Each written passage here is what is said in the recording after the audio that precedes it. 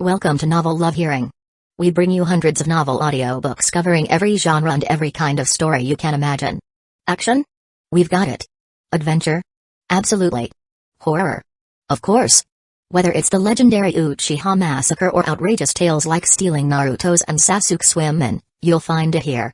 From epic series like One Piece, Bleach, Fairy Tail, and Hunter x Hunter, to countless other adventures, our library has it all. Love novels but don't have time to read? No worries, just plug in your earbuds, sit back, and let the story take over. Good listening, and happy hearing. Let me speak. A furry yet delicate-looking, perhaps from prolonged singlehood, monkey girl took the mic. Jonglin, thanks for the banana, so delicious. Come visit me at Water Curtain Sect.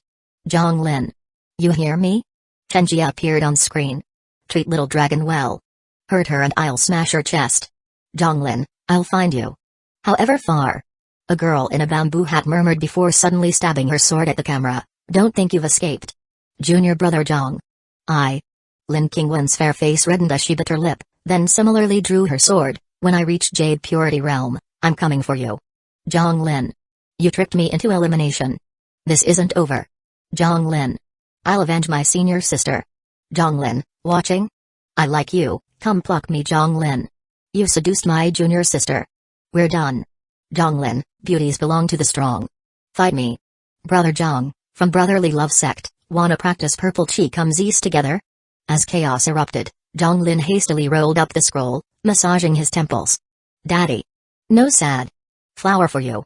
The chubby-tailed little dragon girl climbed onto his lap, offering a morning glory. It's okay. Daddy just wants some peace. Peace? The dragon girl tilted her head, blinking. Who was this peace person? Chapter 39. Use it on who? Me? Come, Daddy will teach Nyanian.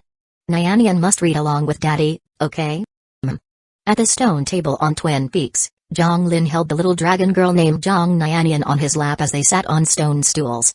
Nyanian's little tail wagged back and forth in Jonglin's embrace, her large sparkling eyes brimming with adorable seriousness. That's right, the little dragon girl had been named Jong Nyanian. Originally, Jonglin had considered names like Jong Nyanti, Miss Dad, or Jong Zitty, like Dad, hoping to remind this little girl in his arms not to breathe dragon fire on him someday when she recalled how good her daddy had been. But upon reflection, he realized these names might backfire. What if one day the little dragon girl remembered that her biological father had been killed by Jonglin's distant past incarnation? Names like Miss Dad would only strengthen her resolve to roast him alive with dragon breath. Thus, Jong Nyanian it was, a perfect name with no specific implications, yet subtly reminding her not to forget who raised her through thick and thin. Even if she wanted to kill him, once or twice would suffice, no need for thousands of deaths, that would just be exhausting. Now Jonglin was putting his gentlest parenting into practice, bonding with little Nyanian and teaching her to be a forward-looking model girl unshackled by past grudges. In her tiny hands was a poetry collection Jonglin had painstakingly transcribed over 2 hours, titled Remember Kindness. Green grass grows fore and aft the hill. Leaving yet closing doors at will. Green grass grows fore and aft the hill. Leaving yet closing doors at will. Longing for Ken beyond the sky. Watching grands with grands nearby. Longing for Ken beyond the sky. Watching grands with grands nearby. Daddy, what does this poem mean? It tells of an old man living alone, missing his family so much he wanders the countryside watching others enjoy family love. It's reminding Nyanian to treat Daddy well when he's old. Don't leave him lonely. Won't happen. Daddy won't be alone, Nyanian will stay with Daddy forever. The little dragon girl turned her head with utmost sincerity. Gazing into those earnest eyes, Jonglin felt his heart warm. Having a daughter was wonderful. Even if she might incinerate him someday. Nyanian's the best. Let's keep reading. The thread in mother's loving hand. Makes clothes her wandering son willed on. The thread in mother's loving hand. Makes clothes her wandering son willed on. Good. Next line, stitch by stitch she sews them tight. Fearing his delayed return home. Stitch by stitch she sews them tight. Fearing. Jonglin's slightly lecherous voice and Nyanian's sweet innocent tones wove together across the isolated Twin Peaks, accompanied by crane calls and a sound of some frustrated disciple punching trees on a neighboring mountain. After finishing the poem, Nyanian turned in Jonglin's arms. Daddy, what's this one about? It teaches Nyanian about a mother's love. No matter where you go, your mother watches over you. Daddy does too. NN. Nyanian lowered her head, her plump little tail drooping. What's wrong? Daddy. I miss my mommies. Ahem. Nyanyan, let daddy explain. Jonglin lifted her by the armpits and turned her to sit facing him. Actually, they aren't your mommies. And calling them that might make them angry. The little dragon girl blinked her enormous sparkling eyes. Why not? Why would they be mad? Is Nyanyan bad? No. It's daddy's fault. This is complicated. You'll understand when you're older. Oh. Nyanyan gets it. The little dragon girl planted her hands on her hips, standing on Jonglin's thighs, her tail and tiny finger pointing accusingly. Did daddy like other girls and make mommies mad? Nyanyan. Don't say such things. Nyanyan's not lying. Daddy always looks down when seeing that big sister. Daddy has naughty thoughts. But daddy, it's okay. Just apologize to mommies and they'll forgive you. Nyanyan hugged Jonglin's hand, her pure gaze filling him with inexplicable guilt. Nyanyan. Who taught you this? Sister Fang told Nyanyan. Fang Ryuo. Jonglin's temple twitched. He'd only left Nyanyan with her for 2 hours while discussing matters with Fang Kek. Was she corrupting children now? Nyanyan, let's talk later. How about we go shopping? Daddy will buy you sugar-coated haws. Daddy's the best. At the mention of candy, Nyanyan's eyes sparkled like freshly polished gems. Let's go. Having successfully changed the subject, Jonglin conjured a spirit energy horse and rode to the Sun Moon cult's central town. He needed to gather intelligence on the solitary demonic cult anyway. That system quest wouldn't complete itself. Destroying the solitary demonic cult would earn Zhao Girl's gratitude, completing his quest while indebting her to him. Even if she wanted him dead, she'd hesitate, killing 2 birds with 1 stone. Nyanyan's eyes shone with excitement at her first visit to the bustling market. Old Wang, 1 sugar-coated haw, no poison this time, it's for a kid. A kid? The vendor called Old Wang eyed the rosy-cheeked girl in Jonglin's arms. Kid's got taste. Thought you only liked monkey demons, but you'll even tap dragonkin? Shove it. After paying with a low-grade spirit stone and testing 1 haw himself, Jonglin gave the treat to Nyanyan. As they headed toward the intelligence hall, familiar faces kept approaching. Old Jong. I need lingerie. Not now. Can't you see I'm with a kid? Geez. Come tonight. Old Jong. Your master bought spring breeze without trace from me, no IOUs. Bullshit. My master would never. Use it on who? Me? Old Jong. Scam tonight? Nah, resting up for a mission soon. Brother Jong. Trouble. Big trouble. Just as Jonglin finished rejecting everyone, Fang Kek came panting up. Brother Fang, why the rush? Oh right, someone wants lingerie, meet at the usual spot. Not that. Then what? Those people. The sex came to challenge you. Huh? Chapter 40, beat me to death. I don't want to live anymore. Little Jia, where are you going again? In a large mansion east of Sun Moon City belonging to the Sun Moon cult, just as a girl in a white embroidered dress was about to climb over the wall, a deep male voice slowly sounded through the courtyard. Father. The girl stood straight, lowering her small head. Her dear spirit-styled half-bun released a cascade of hair that fell smoothly like a black waterfall over her shoulders. Her delicate little face radiated pure innocence, while her long eyelashes and recently applied eyeliner added subtle hints of charm to her youthful features. Especially those long legs of hers pressed tightly together. A proper young lady shouldn't always be running around outside. Go back inside. No. I don't want to stay home. It's too boring. The girl mustered her courage to protest. How long have you even been home this time? First you wander outside, then you participate in sect competitions, and now you team up with a Jonglin. Of all people, why him? I can't rest easy with you partnered with him. What if his wolfish instincts take over? Thank goodness you returned safely this time, otherwise I'd have torn down Twin Peaks. What's wrong with teaming up with him? It's not like he's eaten our family's rice. He sells undergarments at the foot of Twin Peaks at night. Did you know that? What? Selling undergarments? Wait. How does father know about that beast Jonglin selling undergarments at night? Chen Jia suddenly remembered finding a peony-patterned undergarment in her father's study. She had wondered at the time, since her mother preferred lotus patterns, why there would be a peony one. Realizing his slip, cold sweat broke out on Father Chin's forehead. Regardless.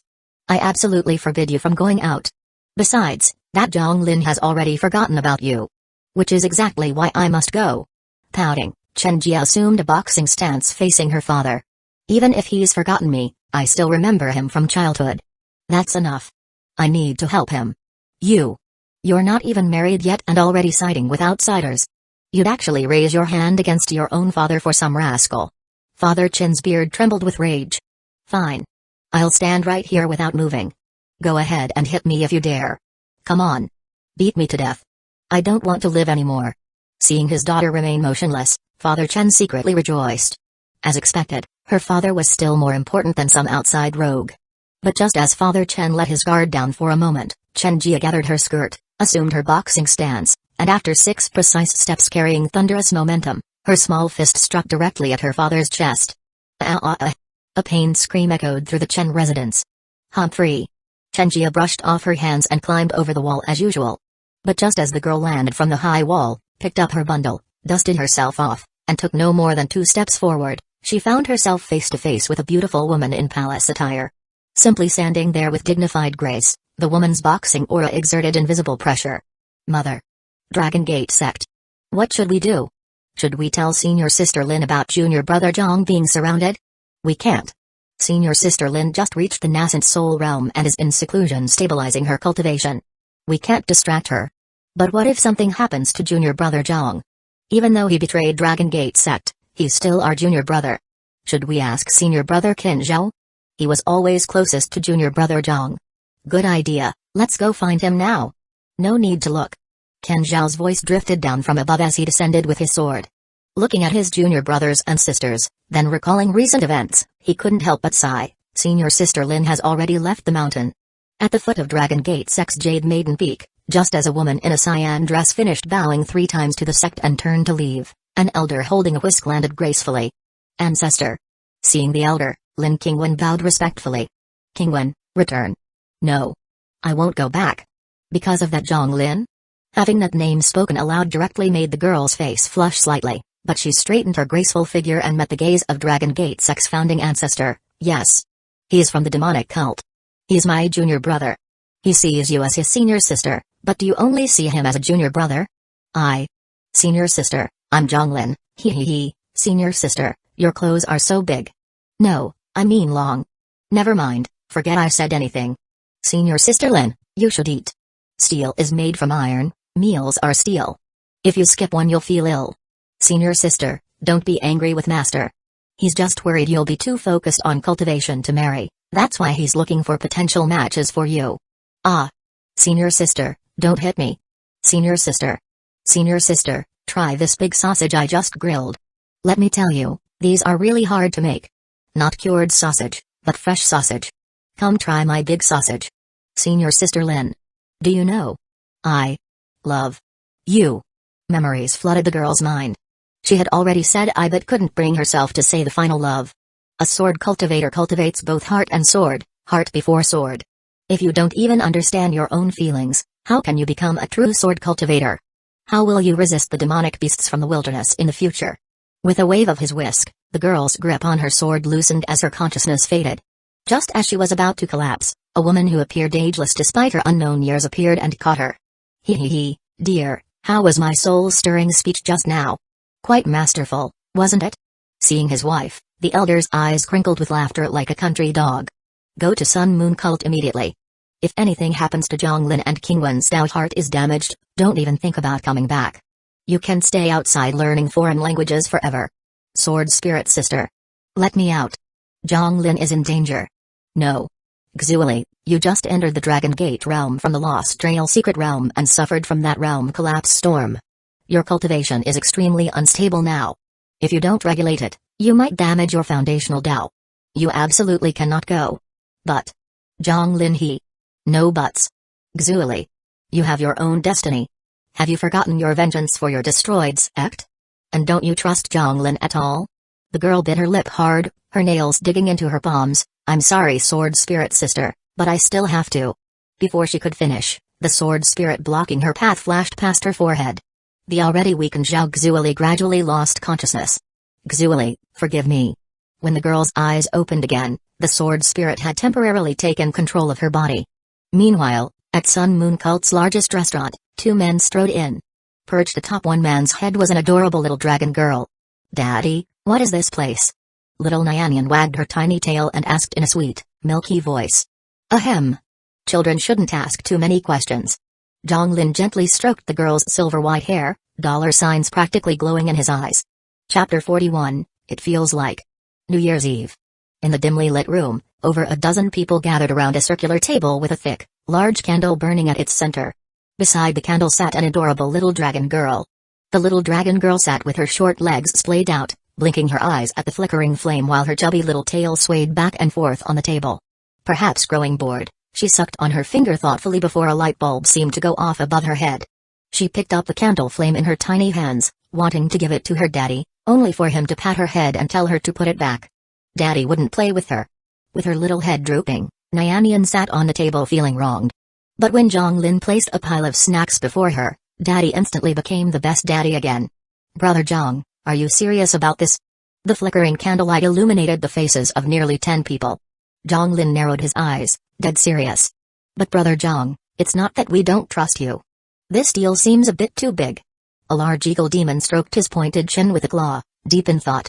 Brother Eagle, let me be blunt, the villain market isn't doing well these days. If we don't pull off something big now, when will we? Besides, don't you fancy that owl from the neighboring Spirit Avian Peak? Pull this off and you'll have money. With money, you can be a more confident simp bird. Who's a simp bird? If it weren't true love, who'd willingly be a simp bird?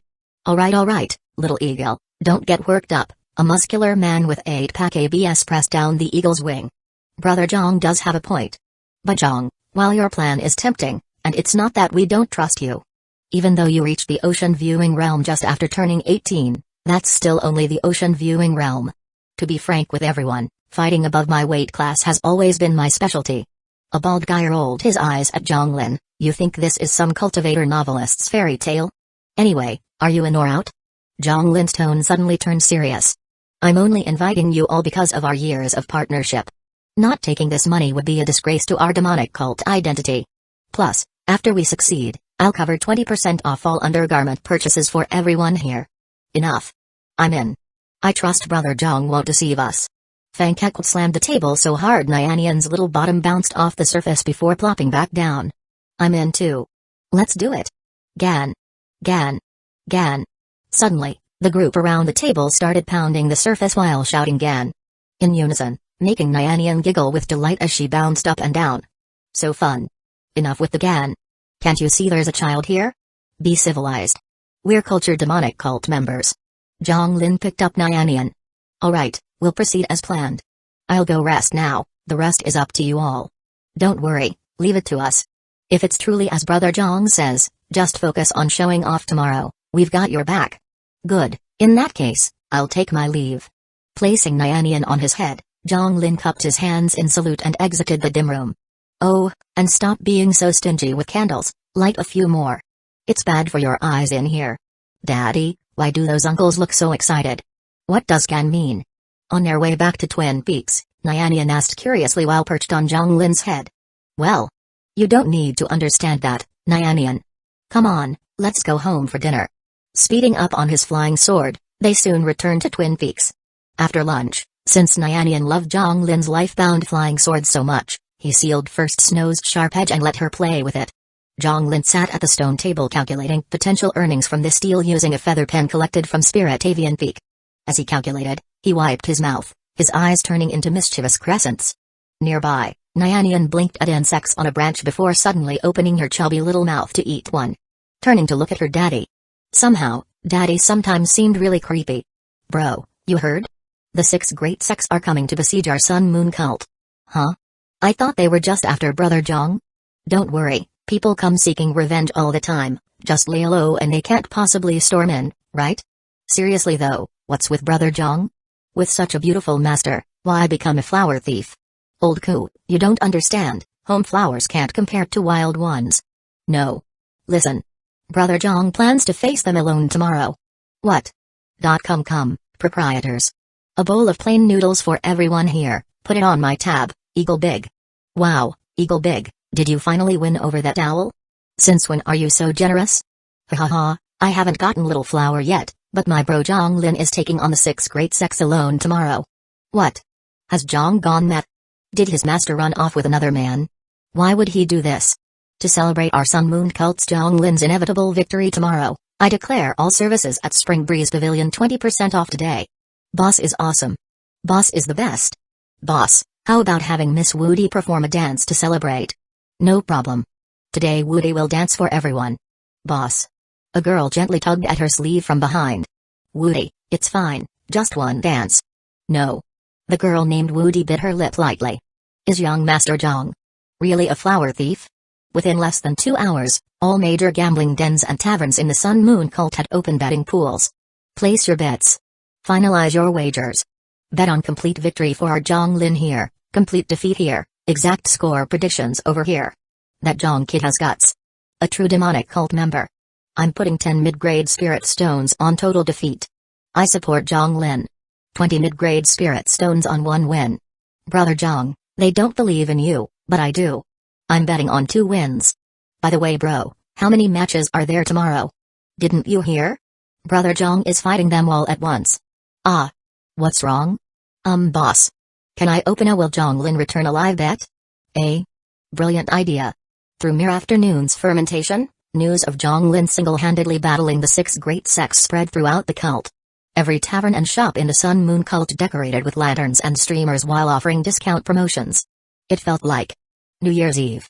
Chapter 42, Who Dares Say I'm Handsome? Early in the morning at the summit of Twin Peaks, inside the small thatched hut whose roof had just been repaired last night, Zhang Lin lay sprawled on the bed in a shape, with a little dragon girl curled up on his chest while hugging her own tiny tail. Perhaps dreaming of something delicious, the little dragon girl drooled slightly before raising her head to lick Zhang Lin's chin with her small tongue. Feeling the ticklish sensation, Zhang Lin slowly opened his eyes, rubbed them, and checked the spiritual energy-powered clock he'd made. The hour hand already pointed to 8. He spent 10 minutes happily rubbing little Nyanian's head before finally satisfied, lifting her off his chest to tuck her properly into bed. Daddy. Sensing the warm mattress beneath her had changed, the little dragon girl sat up, rubbing her eyes with tiny fists while sitting cross-legged on the bed, her silver hair antenna drooping sleepily to one side along with her limp tail. Nyanian can keep sleeping. Sister Fang will come take care of you later. Daddy will be home late today. No. Nyanian wants to go with Daddy. This. Be good, Nyanian. Not today. Though Zhang Lin wanted little Nyanian to witness his dashing heroic display to boost his glorious image in her eyes, he reconsidered. It might set a bad example for children. Don't wanna. Nyanian won't be apart from Daddy. Suddenly, tears welled up in the little dragon girl's sparkling eyes, her small mouth puckering as her silver hair antenna drooped dejectedly. This unbearably cute display of reluctance shattered Zhang Lin's defenses completely. This is totally unfair. Zhang Lin decided then. When he eventually got a cultivation partner, they'd definitely have a daughter. No, a whole litter of daughters. Nyanian, look. A huge candied hawthorn. Where? Daddy. Gently stimulating the child's sleep acupoint with spiritual energy, Zhang Lin watched as Nyanian's eyelids grew heavy within 30 seconds before she toppled forward. Catching her softly, he tucked her in properly and exited the hut with relief. Who knew little Zhang Lin could be so tender? After just a few steps, Fang Ruo, one of the Sun Moon cult's mission hall elders, descended gracefully before him. Zhang Lin looked up only to face the vast starry seas of her chest. Sister Fang, please take care of Nyanian. Don't worry, I'm excellent with children. Just please don't teach Nyanian strange things again.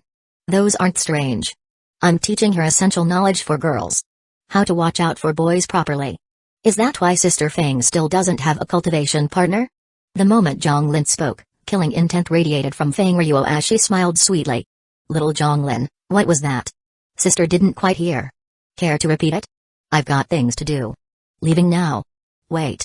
A small straw doll flew from behind Zhang Lin. This talisman contains my hair and can block fatal strikes below nascent soul realm. Though I don't know why you're courting death, don't actually die. Otherwise when that girl Uni emerges from seclusion, she'll turn heaven and earth upside down. Holding the doll. Especially knowing it contained her hair. Zhang Lin felt an inexplicable creepiness. Sister Fang. Save the thanks. It's embarrassing. No, Zhang Lin examined the doll from all angles. Do you lose hair often? Boom. An enormous explosion echoed from Twin Peaks summit as a black silhouette plummeted straight down, embedding vertically into the mountainside soil. Meanwhile, outside the Sun Moon cult's protective formation, 7 or 8 cult elders hovered meditatively in the air. Similarly, elders from 8 major sects who escorted their disciples sat cross-legged with eyes closed. Normally, such junior disputes were ignored. So long as elders didn't intervene, any fights or chaos were permitted, with participants bearing full responsibility for life or death. The path of immortal cultivation wasn't smooth. Who hadn't experienced life or death battles? Below on a vast open ground, Sun Moon cult members below Cave Mansion realm each carried chairs to spectate, while those above that realm flew up to observe the main aerial battlefield. Disciples from the 8 sects and Sun Moon cult stood opposing each other. The young sect disciples looked extremely solemn, while the cult members had already begun selling melon seeds and rice wine in the front rows. Some passionate cult members even recited flirty poetry, making female sect disciples blush. An unknown cultivator hugged his sword, turning to his junior sister. "Junior sister, what's so great about Zhonglin? He's not even here. Must have run away." Junior sister clasped her hands prayerfully. "No, senior brother. Someone as handsome as young Master Zhong wouldn't run. Even if just for me, he'll definitely come." Seeing his beloved junior sister's heart-eyed expression, Cultivator felt his doubt heart tremble with damage. "Senior sister. Once Zhonglin arrives, I'll take his life. Move aside. You're blocking my view of that hottie." "Senior sister, why do all demonic cult members seem so handsome? Look at that giant eagle. His plumage is so luxuriant and distinctive." "Agreed. And that bald one. He looks incredibly strong." The Falling Blossom sect senior sister gulped while staring at the gleaming bald head. As time passed, female cultivators hovered midair snacking on melon seeds while admiring the cult's handsome men. Finally, when the sun reached its zenith, Zhongyao sect's Zhao Hao could endure no longer. "Zhong the flower thief. Dare you face me? Where is Zhonglin? Didn't the flower thief promise battle today?" Yi Liangchen also stepped forward, adjusting his hair-gelled bangs irritably amidst the female cultivators' chatter. "Has Zhonglin fled? What a coward." Another man came forth to challenge. "Where is Zhonglin? Show yourself. For Fairy Lin's sake. Zhonglin, let's settle this. If you had the guts to treat me to bananas, have the guts to appear. Zhonglin. Take responsibility. Zhonglin. Why must you be so handsome? You've shaken my doubt heart." Chaos erupted. Until at the sun's next movement, a thunderous boom sounded across the sky as a white-robed, long-haired figure descended dramatically, holding his sword behind his back. The man presented a tall, solitary silhouette to the crowd. "Who dares say I'm handsome?" Chapter 43, Scattered across the mountain ridge. A figure clad in white robes stood with long hair fluttering gracefully in the breeze, his tall and straight posture holding a translucent sword forged from ice and snow in a reverse grip. Zhonglin lifted his head at a 45-degree angle and sighed lightly, emanating an aura of loneliness and nobility.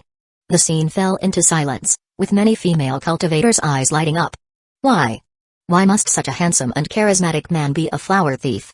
Can't I occupy his heart instead? With his back turned to the 6 great sects and his neck slightly strained from looking up, Zhonglin spoke profoundly. "Who was saying I'm handsome?" At this moment, noble female cultivators covered their mouths.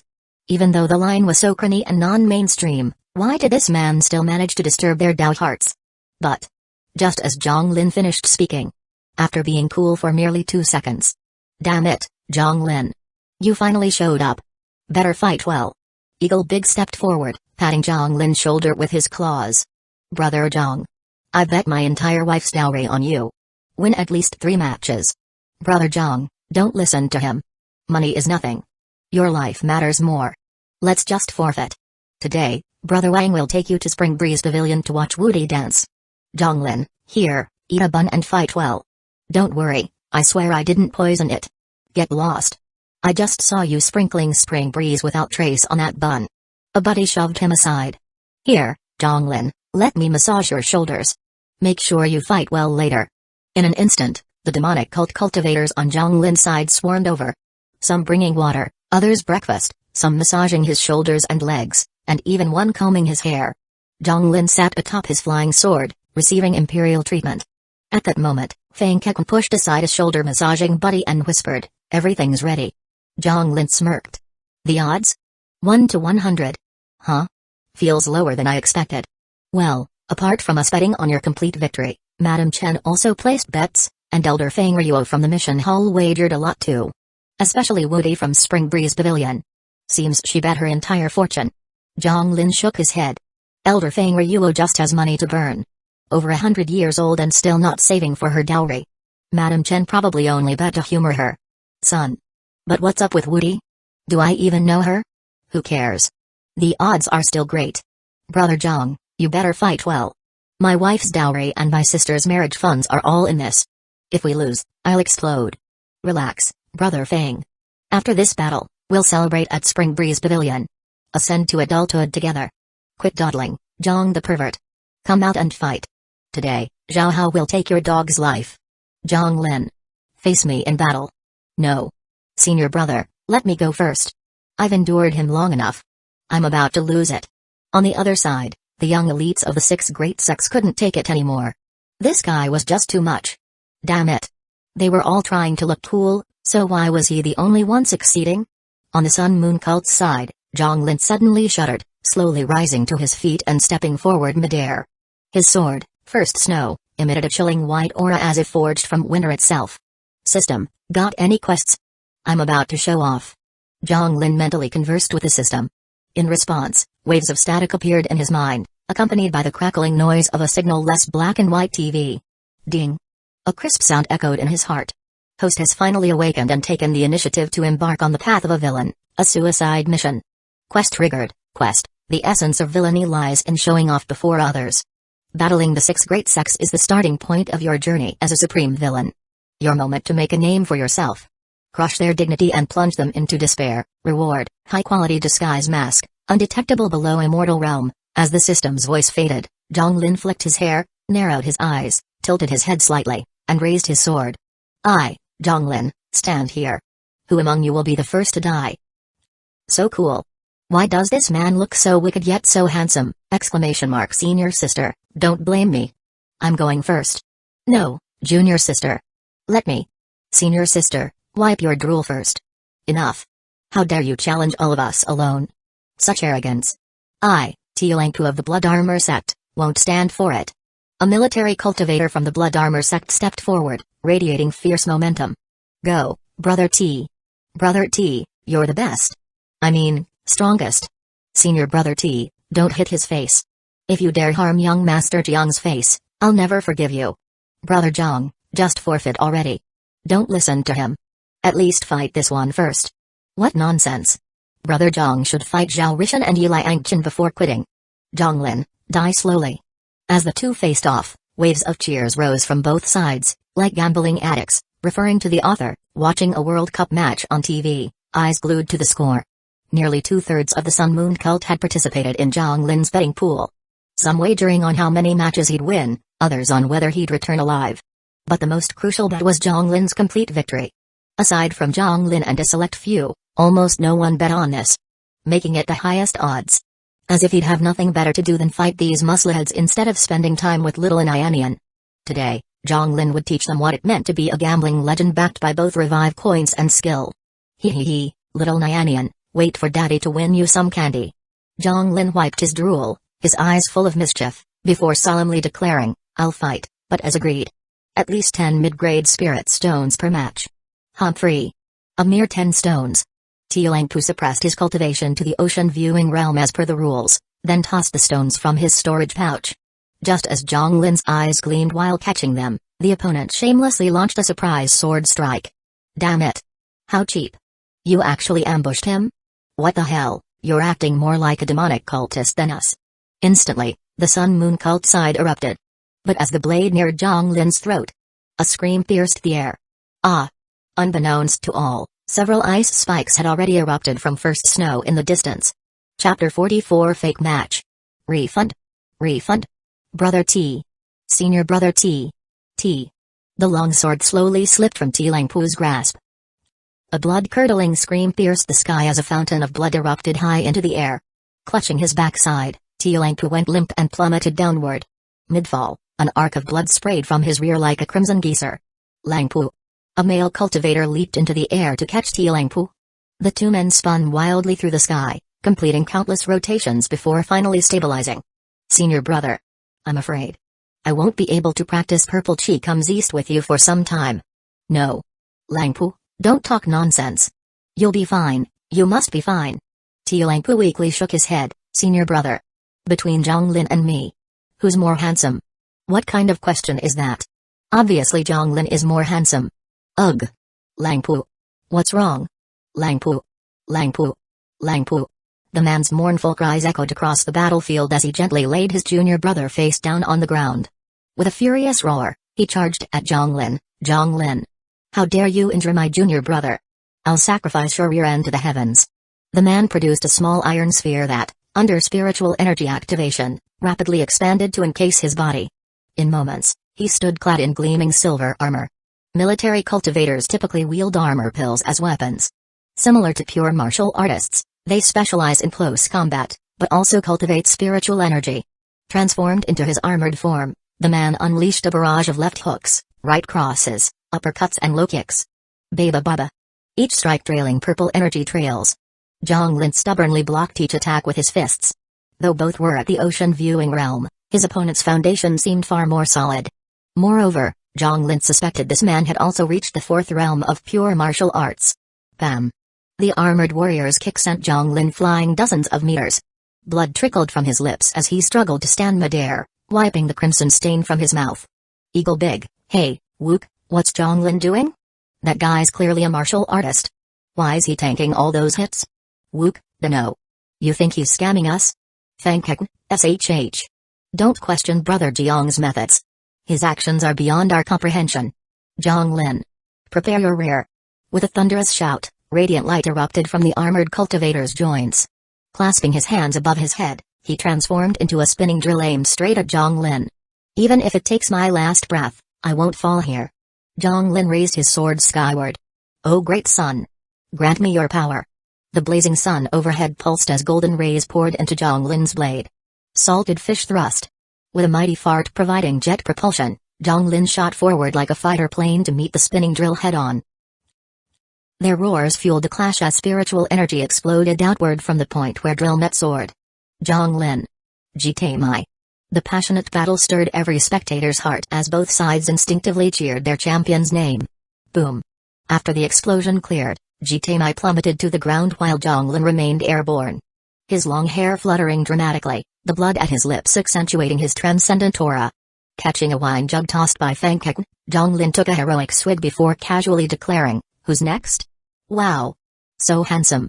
Zhang Lin, you're so manly. What does manly mean? No idea, just shout it. Zhang Lin. You're so manly. The Sun Moon cult erupted in chaos, especially among those who'd won bets. They celebrated as joyously as if they'd stolen someone's cultivation partner. Zhang Lin, you lecherous scoundrel. Don't get cocky. Remember to pay up. Humphrey. A cultivator contemptuously tossed 10 mid-grade spirit stones into the air like trash, which Zhang Lin swiftly pocketed. Another lightning-fast duel erupted midair. Despite his injuries, Zhang Lin fought evenly with his opponent until another ultimate move exchange left him coughing blood. Yet still standing. I'm wounded, but I'll never back down. Zhang Lin declared weakly, clutching his chest. I promise to take you all on single-handedly, and I keep my word. But from now on, each challenger must pay 10 extra spirit stones. Otherwise, I refuse to fight. Finally, Eagle Big and Wook understood why Zhang Lin had deliberately ignored openings and tanked attacks. This bastard was farming his opponents. Moreover, hadn't Zhang Lin mentioned wanting to learn fist techniques from a pure martial artist? Was he using them to temper his body? But this was insane. He looked half dead. After 4 more challengers, Zhang Lin remained standing. Barely clinging to life. Bam. Zhang Lin. Brother Zhang. Don't do it, young Master Zhang. In the final collision, as everyone expected the exhausted Zhang Lin to perish, a crisp ding rang out. Like a coin hitting marble. As dust settled, Zhang Lin stood leaning on his sword, clutching his chest before spitting out a thick glob of tomato juice. This youth is terrifying. Elders from both sides gasped, some even feeling pity and considering recruiting Zhang Lin. Such determination. Such endurance. Such stamina. These were the essential qualities for cultivation. Is there no one worthy to fight me? Zhang Lin's sword gleamed as dollar signs visibly reflected in his eyes. His taunt pierced both enemies and allies' hearts alike. 8 consecutive victories. Had anyone bet on Zhang Lin winning 8 straight? Of course not. Meaning everyone had lost. Many Sun Moon cult members knelt wailing, snot dripping as they cursed, what kind of 6 great sex are you? You've cost me my wife's dowry. Can't you win just once? Fake match. Refund? Refund? Zhang Lin, you cheat. You're clearly colluding with them. Brother Zhang. Need a bed warmer? Lend me some spirit stones so I don't have to kneel on the washboard at home. The cult's wailing crescendoed as they tearfully blamed the 6th sex. Meanwhile, gazing at the sword-wielding Zhang Lin, the 6th sex members silently wept inside. Chapter 45, Leaving Nothing for You. On the battlefield, silence reigned on one side while tears flowed freely on the other. At the center, a man slowly rose into the air, still standing proudly with his sword. Zhang Lin, now slightly dust-covered and splattered with tomato juice, resembled a white-clad war god. His long hair flowed elegantly as always, his eyes maintained their transcendent coolness, and now carried an added aura of invincible loneliness. On the Sun Moon cult side, nearly everyone had lost their bets. They alternated between wiping snotty tears and cursing Zhonglin while condemning the six major sects for being utterly pathetic. Even if you're not the strongest sects in Wutong Prefecture, you six should at least rank mid-tier here. But how could you be so weak? You can't even handle a cultivator who just reached the ocean viewing realm. What do you even practice daily? Carrying rice sacks all day? On the opposite side, hearing the demonic cultists' disappointed criticisms, nearly all the cultivators hung their heads in shame. Those who didn't bow their heads were instead gazing at Zhonglin with starry-eyed admiration. Similarly, the elders escorting the six sects sighed quietly. How had things come to this? Although their self-proclaimed six major sects title was self-assigned and they weren't top tier in Wutong Prefecture, being mid-level wasn't weak either. Roughly comparable to the Sun Moon cult. While the participating disciples were all from the youngest generation. Except for Feizhou sect and Zongyao sect sending their elite disciples Yi Liangjun and Zhao Hao. None of the other sects had deployed their strongest members. Still, these youths represented their sect's future, being the cream of their younger generation. And Zhonglin wasn't even 20 yet. Age and cultivation realm didn't always correlate perfectly. Many who reached the nascent soul realm before 50 remained stuck there for centuries, while late bloomers might take centuries to reach the Dragon Gate realm but then rapidly advance to the Jade Purity realm within 100 years. But even accounting for such differences, this gap was simply too vast. Enough is enough. Finally, a Blood Armor sect elder could bear it no longer. He floated to the front lines and began berating his disciples. Look at Zhonglin from the demonic cult. Even if he enjoys flower picking, his talent is undeniable. And look at you lot. All you do is watch female immortal live streams on Mirror Flower Water Moon instead of proper cultivation. You're the worst batch I've ever taught. The elder's unfiltered voice carried across the battlefield. Not only did Blood Armor sect disciples nearly bury their faces in shame, members of other sects also flushed crimson. Now, let's not be too harsh, interjected a Feizhou sect elder with an alpaca-like hairstyle, patting his counterpart's shoulder. They're still young. Consider this a valuable experience for their cultivation journey. Though they clearly need more practical training. We'll revise our teaching methods after returning. Well said, agreed Zongyao sect's elder Gan as he stepped forward. Zhonglin has won fair and square. Let's withdraw before further humiliation. Thank heavens Zhao Hao didn't participate. Only junior disciples lost. If our head disciple had been defeated, the shame would have been unbearable. Best make her exit now. Hearing their retreat plans from the battlefield center, Zhonglin panicked. Leaving already? Impossible. The sheep hadn't been fully sheared yet. The next match was worth 9 mid-grade spirit stones, and after that, high-grade stones. More crucially, his system mission remained incomplete. On the Humiliate Major Sex Progress bar, each fight contributed some advancement. After 8 battles, 30% remained. His taunting hadn't been vicious enough. If they left now, all his efforts would be wasted. What if the mission failed? Would there be penalties? As panic mounted, Zhonglin clutched his chest and dramatically spat tomato juice. Then realizing his supply was running low, discreetly struck his own chest to simulate injury. PFFT. Blood, juice, gushed from his mouth like a fountain, drawing all eyes. Ha ha ha ha. After his theatrical display, Zhonglin wiped his mouth and laughed wildly at the sky.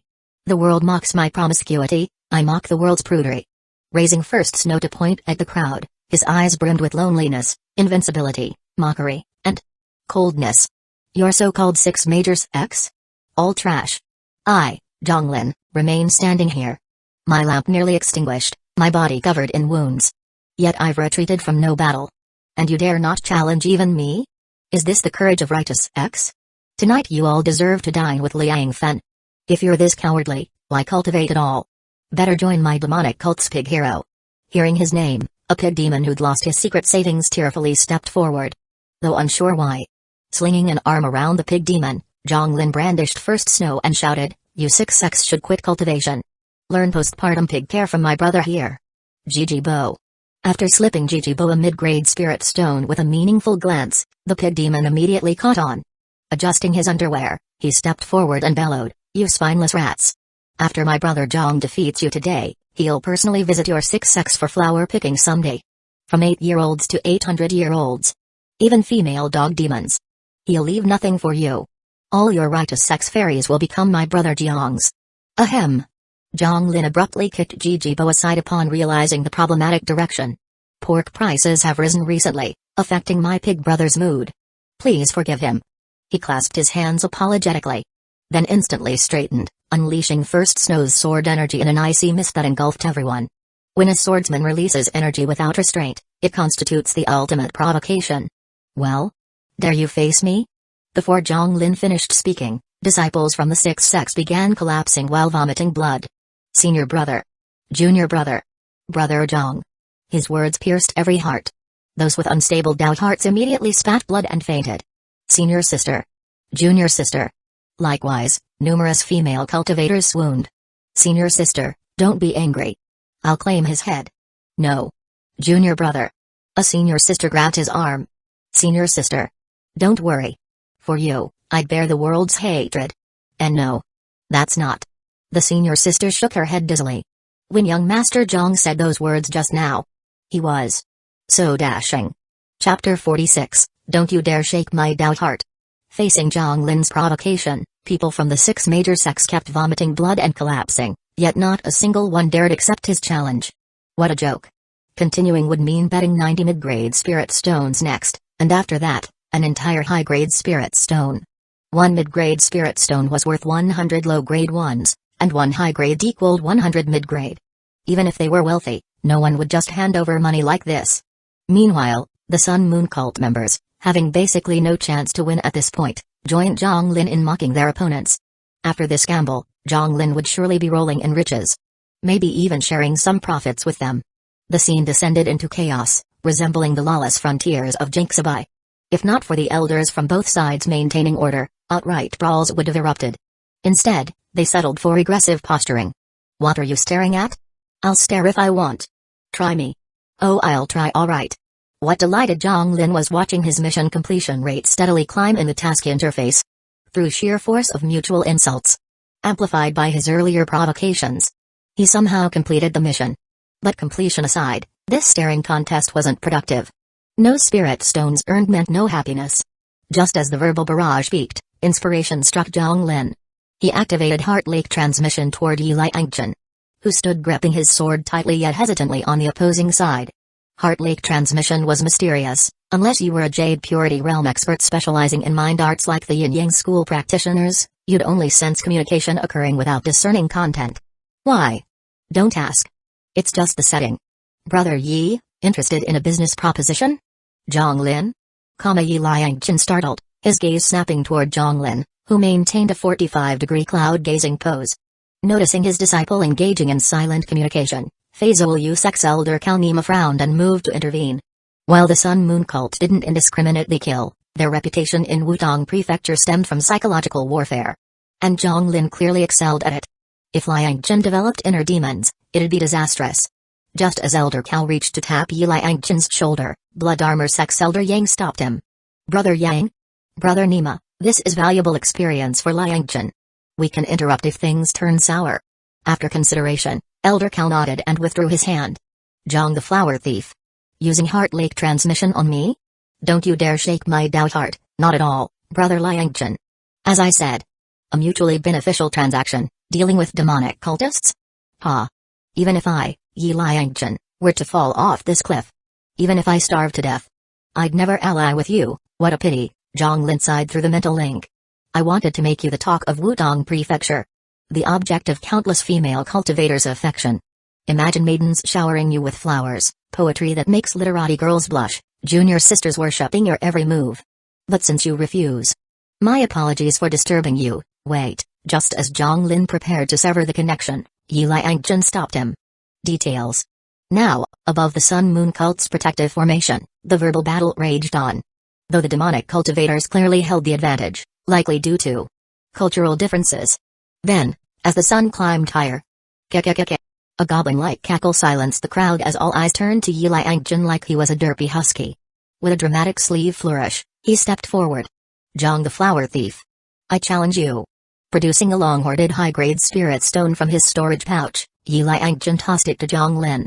Catching it without word come but inner excitement, Zhang Lin stored it away. Could you be Yi Liangchen of Western Wutong? The ghost fire's roar. The ashes scatterer. Correct. You remember me.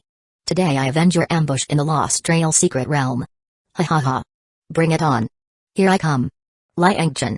Wait. Senior brother Yi.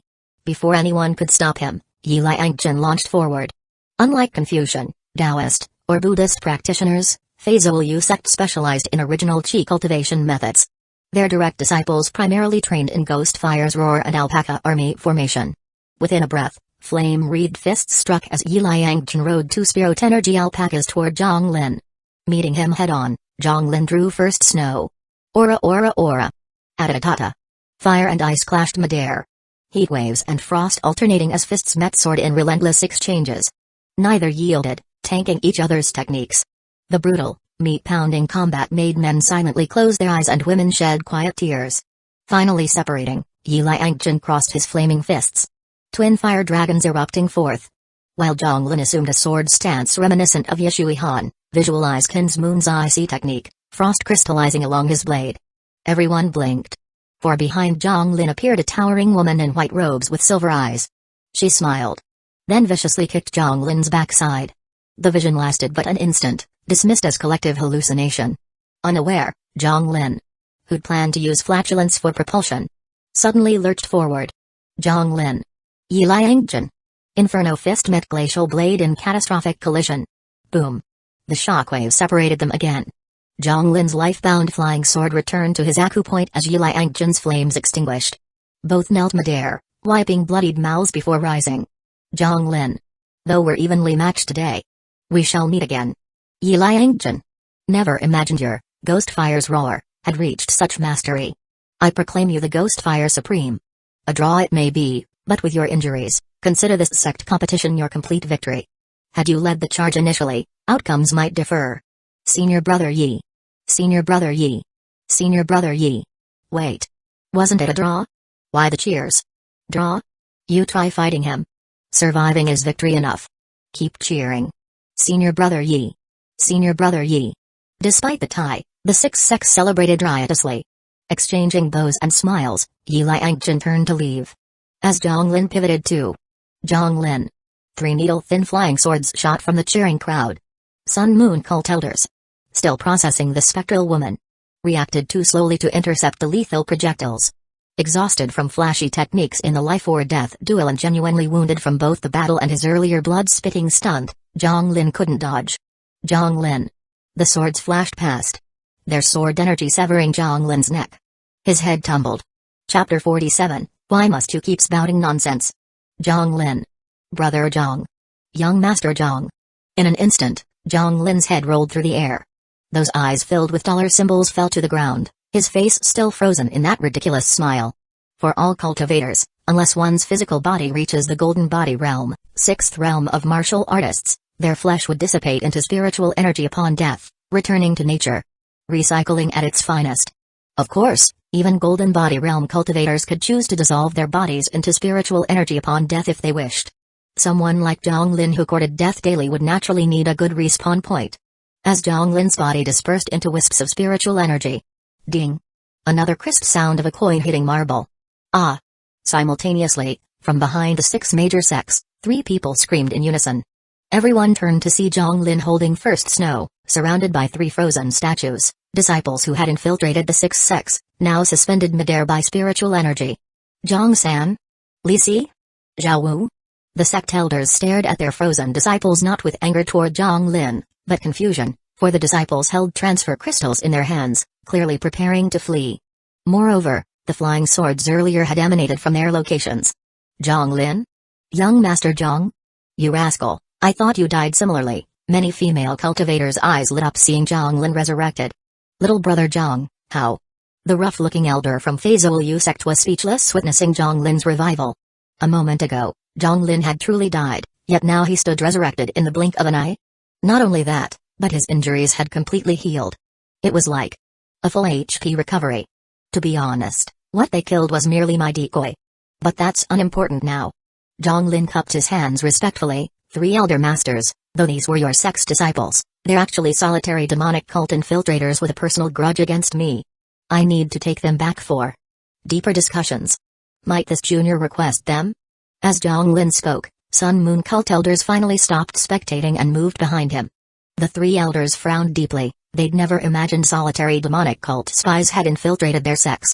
Normally, they'd insist on bringing the culprits back for trial. But this was Sun Moon cult's territory. They couldn't possibly win a confrontation. Maybe try reasoning? Reason with demons? Might as well bargain with tigers. Not only were their disciples the aggressors, but trying to reason with demonic cultivators? Preposterous. But was Zhang Lin truly just at ocean viewing realm? The solitary demonic cult was infamous for brutal assassinations, their techniques personally taught by the cult leader assassin. Their methods could kill across realms, even rumors of combined assassination tactics where 3 Dragon Gate assassins could eliminate nascent soul cultivators. Though these 3 assassins' cultivation levels were unknown, succeeding under nascent soul elders' noses proved they weren't weak, likely Dragon Gate realm. Leaving aside whether Zhang Lin's decoy claim held water. How could he instantly freeze 3 Dragon Gate assassins?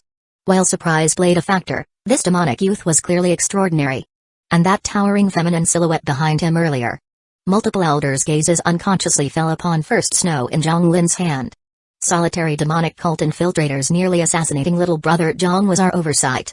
These 3 should rightfully be handed to brother Zhang. However, we request their eventual return. Alive will suffice for our reports.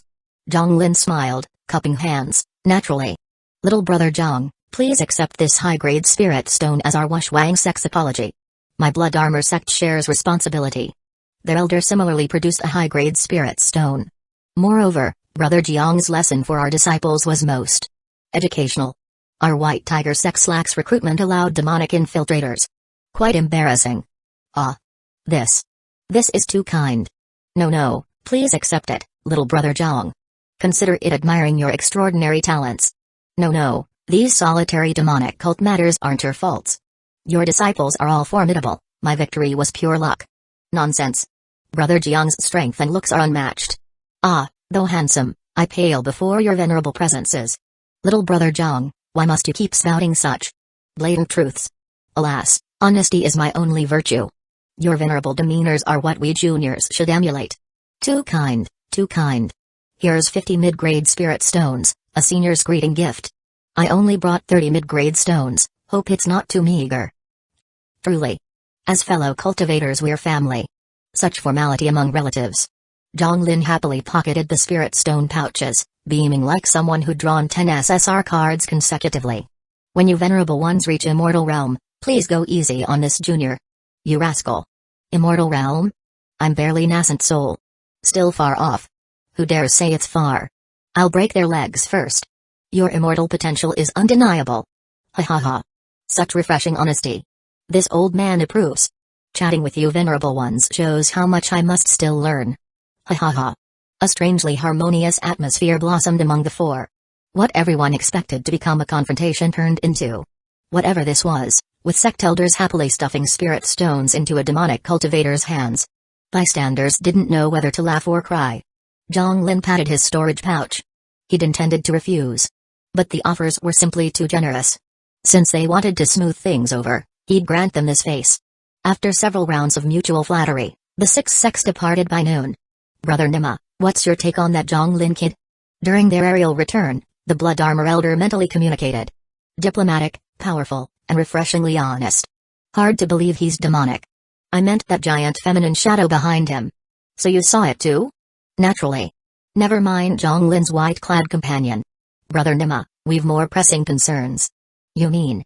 The recent annihilation of Carefree sect by solitary demonic cult. Now blood armor, Wushwang, and White Tiger all had infiltrators. Do you really believe neighboring sects like ours will be spared? Elderkin sighed heavily. It seems the solitary demonic cult is making major moves. Chapter 48. A pig-slaying-like scream was heard. Chen family's separate courtyard martial arts training ground. Wave after wave of fist winds shook the training ground. Inside, 2 women dressed in palace garments exchanged punches fiercely. The 2 women looked about 70 to 80% alike, like true sisters. Their fighting intent surged wildly from their bodies, as if each punch thrown could carve a hole through the very sky. Thud, thud, thud. Punch after punch, both sides resolutely met the other's small fists head-on. The martial artists' sparring was not limited to just punches, kicks, inch strikes, and palm pushes were mixed in seamlessly. Each kick stirred the elegant palace garments beautifully, though the skirts were too long. Every movement vanished almost instantly. Even so, their boxing displayed a unique feminine grace within the fierce energy. Watching them practice felt like a true pleasure. Ha! A younger-looking girl let out a sharp shout, clenching her small fist tightly and smashing it toward her mother's chest like a fierce tiger and dragon. The mother's head tilted lightly, a bit dazed, as she casually turned away the girl's punch with the back of her fair hand, then immediately threw a punch of her own toward the girl's forehead. Just as the fist was about to touch the girl's forehead, both sides stopped, and the girl closed her eyes. Ouch! The woman, who looked youthful yet was already a mother, tapped her daughter's forehead lightly. Sighing gently, she took a handkerchief from her bosom and softly wiped the sweat off her daughter's brow. Zhao Jia, tell your mother, what is the essence of the crushing god fist? The pure and lovely girl, who looked flawless and had legs that seemed endless below her neck, lowered her eyes in disappointment and softly answered, even when facing ancient gods, the heart stays only in the fist, crushing the gods to the end. The woman smiled gently, tidying her daughter's slightly messy long hair. So, Zhao Jia, was your mind just on the fists just now? No. Chen Jia turned her head and whispered quietly. Then whose mind was it on? On that Zhang Lin? Hearing her mother words, the girl's face flushed faintly. Chen mother took her daughter's hand. Zhao Jia, I don't oppose you meeting Zhang Lin. Although that guy sells belly bands, sometimes even scams by faking injury, and recently became a rising flower thief in Wutong Prefecture, your mother knows that deep down, he's actually probably not a bad person. Then why don't you stop you from helping him? Seeing her daughter pout, Chen mother smiled and hugged her close, gently brushing the girl's upturned nose. Zhao Jia, Zhang Lin is still a man. If a girl is too proactive, she'll be completely used up. And even if you went over, what could you really do? Fight for Zhang Lin? Where would you put his dignity then? That guy doesn't care about dignity at all. In her mother's arms, the girl whispered softly, though her mood had calmed considerably. All right, don't be angry. Their match just ended. You can go see that brat Zhang Lin now. He's probably feeling on top of the world. It's already over. Why should I go? That fool probably doesn't even remember me. Eh? Really not going? But I heard Zhang Lin bet everything on this win and earned a lot of money. Tonight he's even going to step onto the adult's ladder. Adult's ladder? In her mother's embrace, the girl blinked her innocent big eyes and stared adorably at her mother. The adult ladder, yes. Chen mother whispered in her daughter's ear, and as she spoke, the girl's fair, collagen-rich face gradually turned red, spreading all the way to the back of her ears. Mom, Zhao Jia. Zhao Jia is going to her room to sleep first. Quickly pulling away from her mother's arms, the girl loosened her skirt and hurried away from the training ground. Ah. Wife, you spoil Zhao Jia too much. That Zhang Lin is obviously no good. How can you let Zhao Jia have contact with that guy? Anyway, I don't care. If Zhang Lin wants to marry my daughter, he'd better ask my fists first. After Chen Jia left, a middle-aged man slowly walked over. Yes, that Zhang Lin really isn't a good person. The eternally youthful Chen mother smiled and turned around, unknowingly holding a peony patterned belly band in her hand. That child's father, can you explain this peony belly band? Wife, don't worry, it's fine now. In an inn within the Sun Moon cult town, the founding ancestor of the Dragon Gate sect was voice chatting with his wife through the mirror flower water moon device. Under my guidance, that brat Zhang Lin cut through 5 barriers and defeated 6 generals along the way. The old guys were panicking, thinking the younger couldn't win so they'd have to fight themselves. But guess what? When I stood there, the aura of kingship radiated. They all backed down. Wife, rest assured, just wait for tomorrow's Wutong Prefecture Daily, and remember to tell that little king Wan to relax. When are you coming back? Well, it's a bit difficult. Zhang Lin forced me to eat with him and stay a few more days. I can't refuse, you know. What are you saying, wife? I'm definitely not learning foreign languages, definitely not. I promise. See, I'm at an inn, waiting for Zhang Lin. Wife, you can rest easy. How could I be learning foreign languages outside? My heart is definitely with you. Tap tap tap. Before the Dragon Gate sect ancestor could finish, there was a knock at the door, followed by a delicate female voice. Dear guest, your Sun Moon cult dialect set meal has arrived, please open the door quickly. Who goes there? Outside the Sun Moon cult's protective formation, 2 on-duty brothers blocked a woman wearing a bamboo hat, whose figure was slender and graceful. Coming to your esteemed cult without permission is an offense. We heard 6 sects from Western Wutong Prefecture came to ask about your cult's Zhang Lin. May we ask when the questioning began? The brothers glanced at the woman and exchanged looks, immediately understanding. It seemed Zhang Lin had stirred up romantic troubles outside. Oh! Miss, don't worry. Brother Zhang is fine. He's currently doing serious work at Twin Peaks. However, Brother Zhang will hold a celebration banquet tonight. If you don't mind. Another brother elbowed him sharply. What banquet? That guy got drunk. Miss, don't take it to heart. If he is well, that's the best. Thank you both for informing me. The bamboo hat woman tossed 2 mid-grade spirit stones to the brothers. Please don't tell him I came. After speaking, the bamboo hat woman flew away on her sword. For Zhonglin, he even broke through my restraints by force, so why not meet him now? The girl flew far away, and the sword spirit inside her whispered softly. Since he's alright, that's enough. Under the bamboo hat, the girl, whose injuries hadn't healed yet, smiled gently. Sigh, you. The sword spirit sighed softly. Elsewhere, watching the girl's slender, somewhat lonely figure fly away, one brother shook his head. Why did you elbow me just now? I was just inviting that miss on Brother Jiang's behalf. Invite my ass. The other brother patted his head. Do you want Brother Jiang to get a cleaver tonight? You do have a point. But what is Brother Jiang doing now? Who knows? Something big, maybe healing his wounds. At the same time, on the peak of Twin Peaks, a pig slaying-like scream echoed out. Chapter 49, An Ambitious Villain. Ah. Inside a small thatched hut that had been hastily built less than an hour ago, 3 solitary demonic cult disciples were tied to chairs with turtle shell bindings, continuously letting out agonized screams.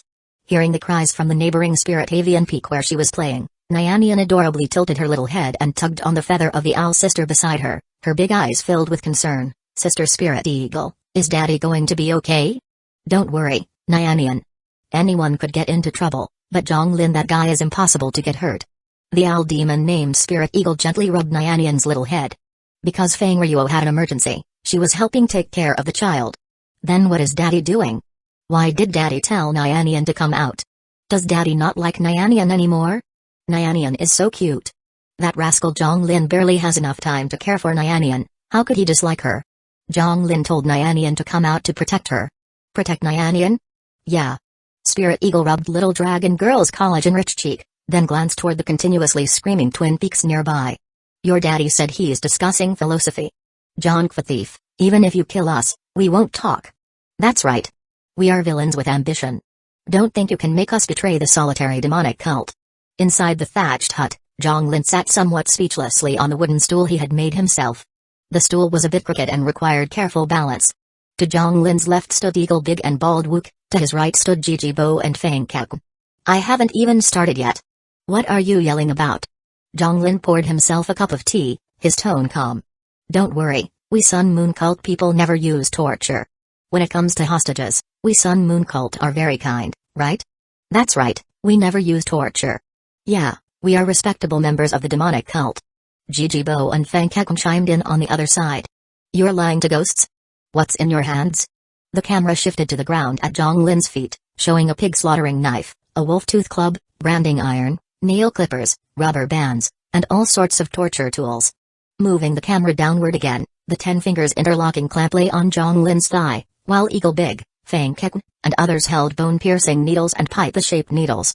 Cough cough cough, these are discarded items from the Sun Moon Cult's Xing Hall. We don't use them anymore. Zhonglin tossed the 10 fingers interlocking clamp off his knee. Come on, Eagle Big, tell them what Zhonglin, the only heir of Twin Peaks from our Sun Moon Cult, usually uses. Eagle Big pulled a feather from his own body. This feather is my essence feather. Delicate and soft, yet each strand contains multiple hairs. It's best for scratching the soles of the feet. He snapped his fingers again. Jijibo, what do you think I use? Jijibo took out 2 cups of tofu pudding, some like sweet tofu pudding, some like salty tofu pudding. Which do the 3 of you prefer? Salty. Me too. I like sweet. Good. Jijibo took out 2 large jars of tofu pudding from his storage bag. If you like salty, I'll feed you sweet. If you like sweet, I'll feed you salty, until you confess. Suddenly, seeing the 2 huge jars of tofu pudding, the 3 people's faces changed drastically. They struggled wildly in their chairs, saliva flying everywhere. Zhonglin. You're shameless. Zhonglin. If you have the guts, kill me. You're just a demonic cult member. If you have the guts, kill me. Zhonglin. Obscenities. Seeing the 3 solitary demonic cult disciples devolve into furious but powerless rage, Zhonglin quickly grabbed Eagle Big's wings to shield them from the flying saliva. A flash of icy sword energy passed by, sealing their mouths with frozen saliva. I haven't even said the next thing, why are you so eager?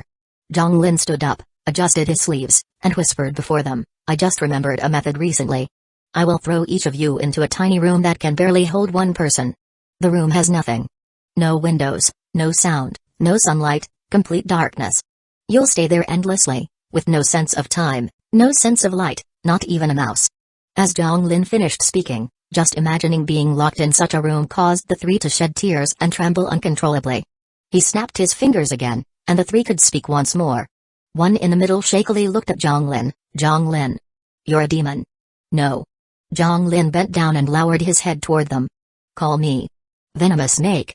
A very, very poisonous snake. Snake, I'll give you all one night to think it over. I'll come back tomorrow. Oh right, I prepared a gift for you before then. Saying that, Zhonglin turned and left. Eagle Big, Fang Kek, and the others looked at the three with deep sympathy before following him away. Brother Zhong outside Twin Peaks, just after the five of them left the thatched hut, a muscular man with makeup on his face and speaking softly approached Twin Peaks. Brother Jia Baoli, please go easy on them. Ah, Brother Zhong, don't say that. The man called Jia Baoli handed Zhonglin 3 mid-grade spirit stones and lightly bumped his shoulder. Brother Zhonglin, have you thought about it? 1 high-grade spirit stone. Well, I still have things to do. Goodbye, Brother Jia Baoli. Zhonglin quickly cupped his hands in farewell and went to Spirit Avian Peak to pick up little Nyanian. Daddy. Seeing her daddy coming to pick her up, little Nyanian jumped down from Spirit Eagle's embrace, opened her little arms, and waddled happily toward Zhonglin. Nyanian miss Daddy? Zhonglin lifted her up happily. Yeah. Little Nyanian kissed Daddy and wagged her chubby little tail happily. But as if thinking of something upsetting, she lowered her little head, her 2 adorable little fingers poking each other. Daddy, sorry, Nyanian fell asleep this morning. And didn't go out with Daddy. It's okay, I don't blame Nyanian. Hearing his daughter's warm words, Zhonglin's heart felt a gentle warmth. Let's go, Daddy earned a lot of money today. Daddy will take Nyanian to eat something delicious. Really? Really? Zhonglin rubbed the girl's little head, placed little Nyanian on the horse formed from spiritual energy, and hurriedly urged it to fly toward the Sun Moon Cult town. No. Don't come over here. Oh. Yay. Just after they left Spirit Avian Peak, a strange sound faintly drifted from behind. Daddy, what was that sound just now? Raising her little head, little Nyanian looked at Zhonglin with pure innocence. Well. Zhonglin thought for a moment, stroked little Nyanian's silver-white long hair, and said, that was philosophy. Chapter 50. I'm here after the sect battle this time. Zhonglin gained a total of 150 high-grade spirit stones. Without saying a word, Zhonglin first exchanged 149 high-grade spirit stones at the Sun Moon Cult's bank for tens of thousands of mid-grade spirit stones. Originally, Zhonglin planned to exchange them all for low-grade spirit stones since having more felt more secure. But after thinking it over, he realized it would be a waste of storage bag space, so he gave up on the idea. As for the 1 high-grade spirit stone he kept, Zhonglin gave it to little Nyanian. The main reason was that the spirit stones contained extremely abundant spiritual energy and had excellent carrying capacity, especially the high-grade spirit stones. Otherwise, how could they serve as the universal currency in the cultivation world? To prevent any accidents from happening to little Nyanian, Zhonglin encased that smooth spirit stone into a crystal-clear pendant and carved the I am the sword's bones formation inside it. As soon as little Nyanian was in danger, the formation would immediately activate, and thousands of long swords from the infinite sword control would pierce the opponent like an armored pangolin. If the formation failed, it didn't matter. If little Nyanian was still in danger, Zhonglin had also carved a teleportation formation on it. The spirit stone would use the remaining spiritual energy to randomly teleport little Nyanian away.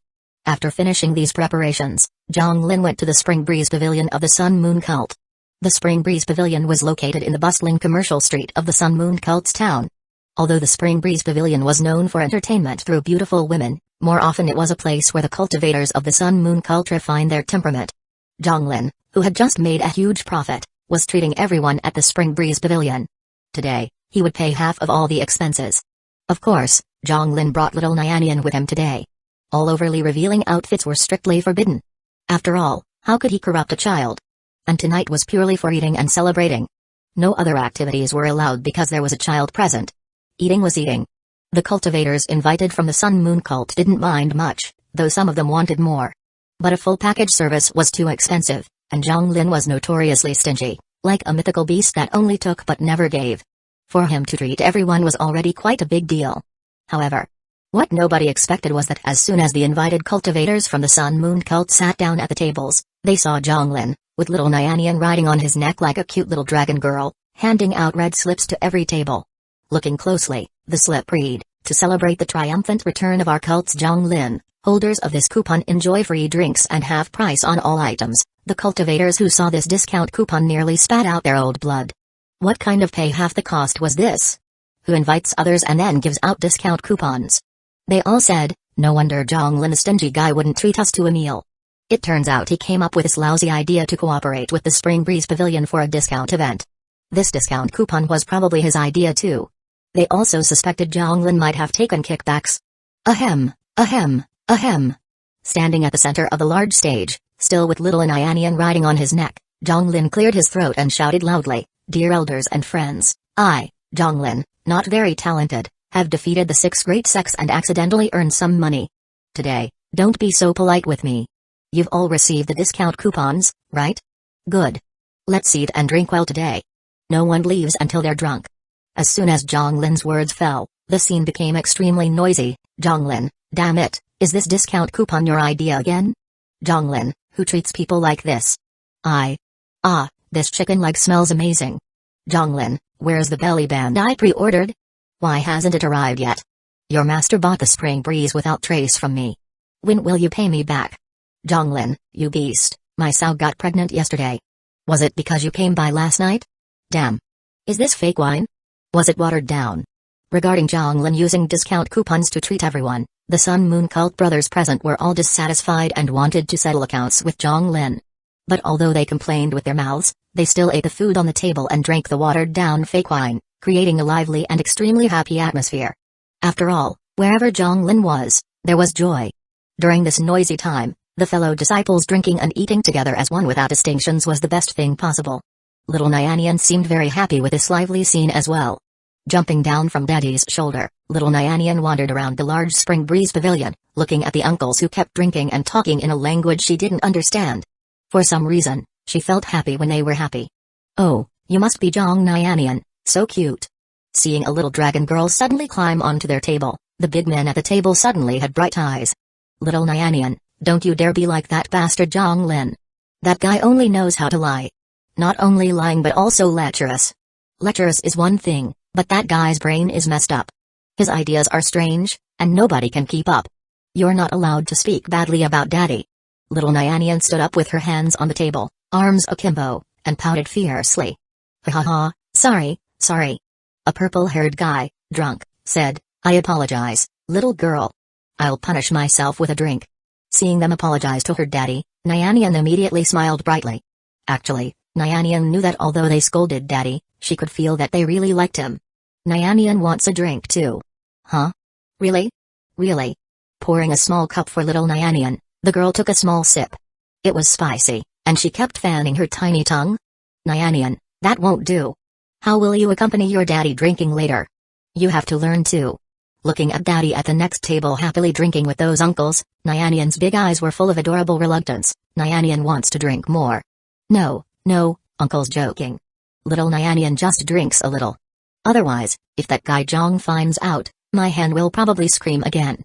On the other side, watching little Nyanyan surrounded by a group of strange uncles, Zhonglin was not worried. Although those guys were usually unserious, they were actually quite reliable. Besides, little Nyanyan looked happy. After 3 rounds of drinking, even watered-down fake wine got everyone drunk, and the atmosphere soared to another level. No one relied on spiritual energy to drink, it was all based on natural physique. After eating and drinking to their fill, little Nyanyan returned to Daddy's side and fell asleep on Zhonglin's head. Her little tail kept tapping his back of the head, and her little mouth was holding his hair. It was a miracle that little Nyanyan could fall asleep in such a noisy environment. Finally freeing himself, Zhonglin unapologetically pushed away the drunken guests one by one, held the sleeping little Nyanyan on his head, and staggered up the stairs. He. "Miss Woody. I'm coming." Chapter 51. He infiltrated. Slightly drunk and still smelling of alcohol, Zhonglin's eyes twisted into a comical expression as he sneaked up to the 3rd floor of Spring Breeze Pavilion. Clatter clatter clatter. Perhaps feeling uncomfortable, Little dragon girl shifted her position, laying one of her tails gently across Zhonglin's forehead. Zhonglin, still dazed, lightly knocked on the door. "Who is it?" From inside the room, a voice as sweet and clear as a mountain spring slowly came out. Burp. Zhonglin belched loudly, brushing away the plump tail of little Nyannian from his forehead. "I am a diligent little bee." Click. The door opened, revealing a woman dressed in a flowing gauzy silk gown standing before Zhonglin. Her pretty face was free of makeup, yet still charming and captivating, delicate and exuding an ethereal beauty. She was as stunning as blossoming peach and plum flowers, as lovely as spring blossoms. Compared side by side, she truly made all the beauties in the imperial harem seem colorless. On the woman's forehead was a small triangular cold plum mark, and her clear black eyes seemed to hold a trace of anger. Her gaze shifted to the adorable little girl on Zhonglin's head, and a flicker of surprise flashed in her eyes. Could there really be such an adorable little girl in the world? But soon after, more disappointment flickered around the corners of her eyes. "Come in." "All right." Zhonglin smiled brightly and stepped into the woman's room. The woman named Woody closed the door behind him and then cast a simple formation to block all forms of detection. "Drinking again?" "Just having fun. If you don't mind, then let this little girl sleep on my bed. Don't want her catching a cold." "In that case, thank you, Miss Woody." Zhonglin shivered all over, dispelling the alcohol's influence. Using his spiritual energy, he suppressed his drunkenness, and his slightly flushed face gradually returned to normal. He placed little Nyannian gently on Woody's soft bed, removed the little girl's finger from her mouth, and carefully covered her with a quilt. Sitting back down on a stool, Zhonglin took a deep breath and shook his head, feeling much clearer now.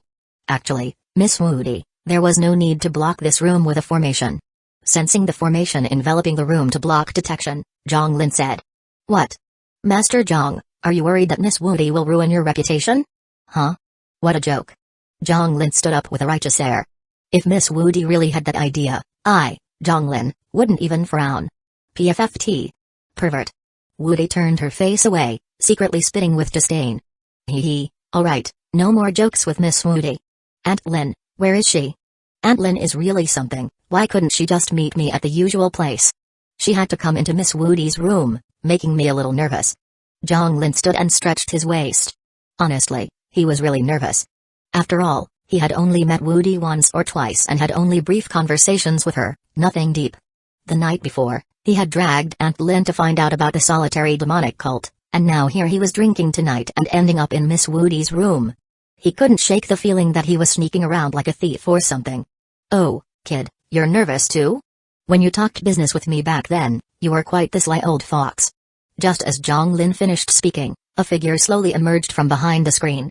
The woman named Linya was the owner of Spring Breeze Pavilion. She appeared to be around 30 years old but was actually several hundred years old.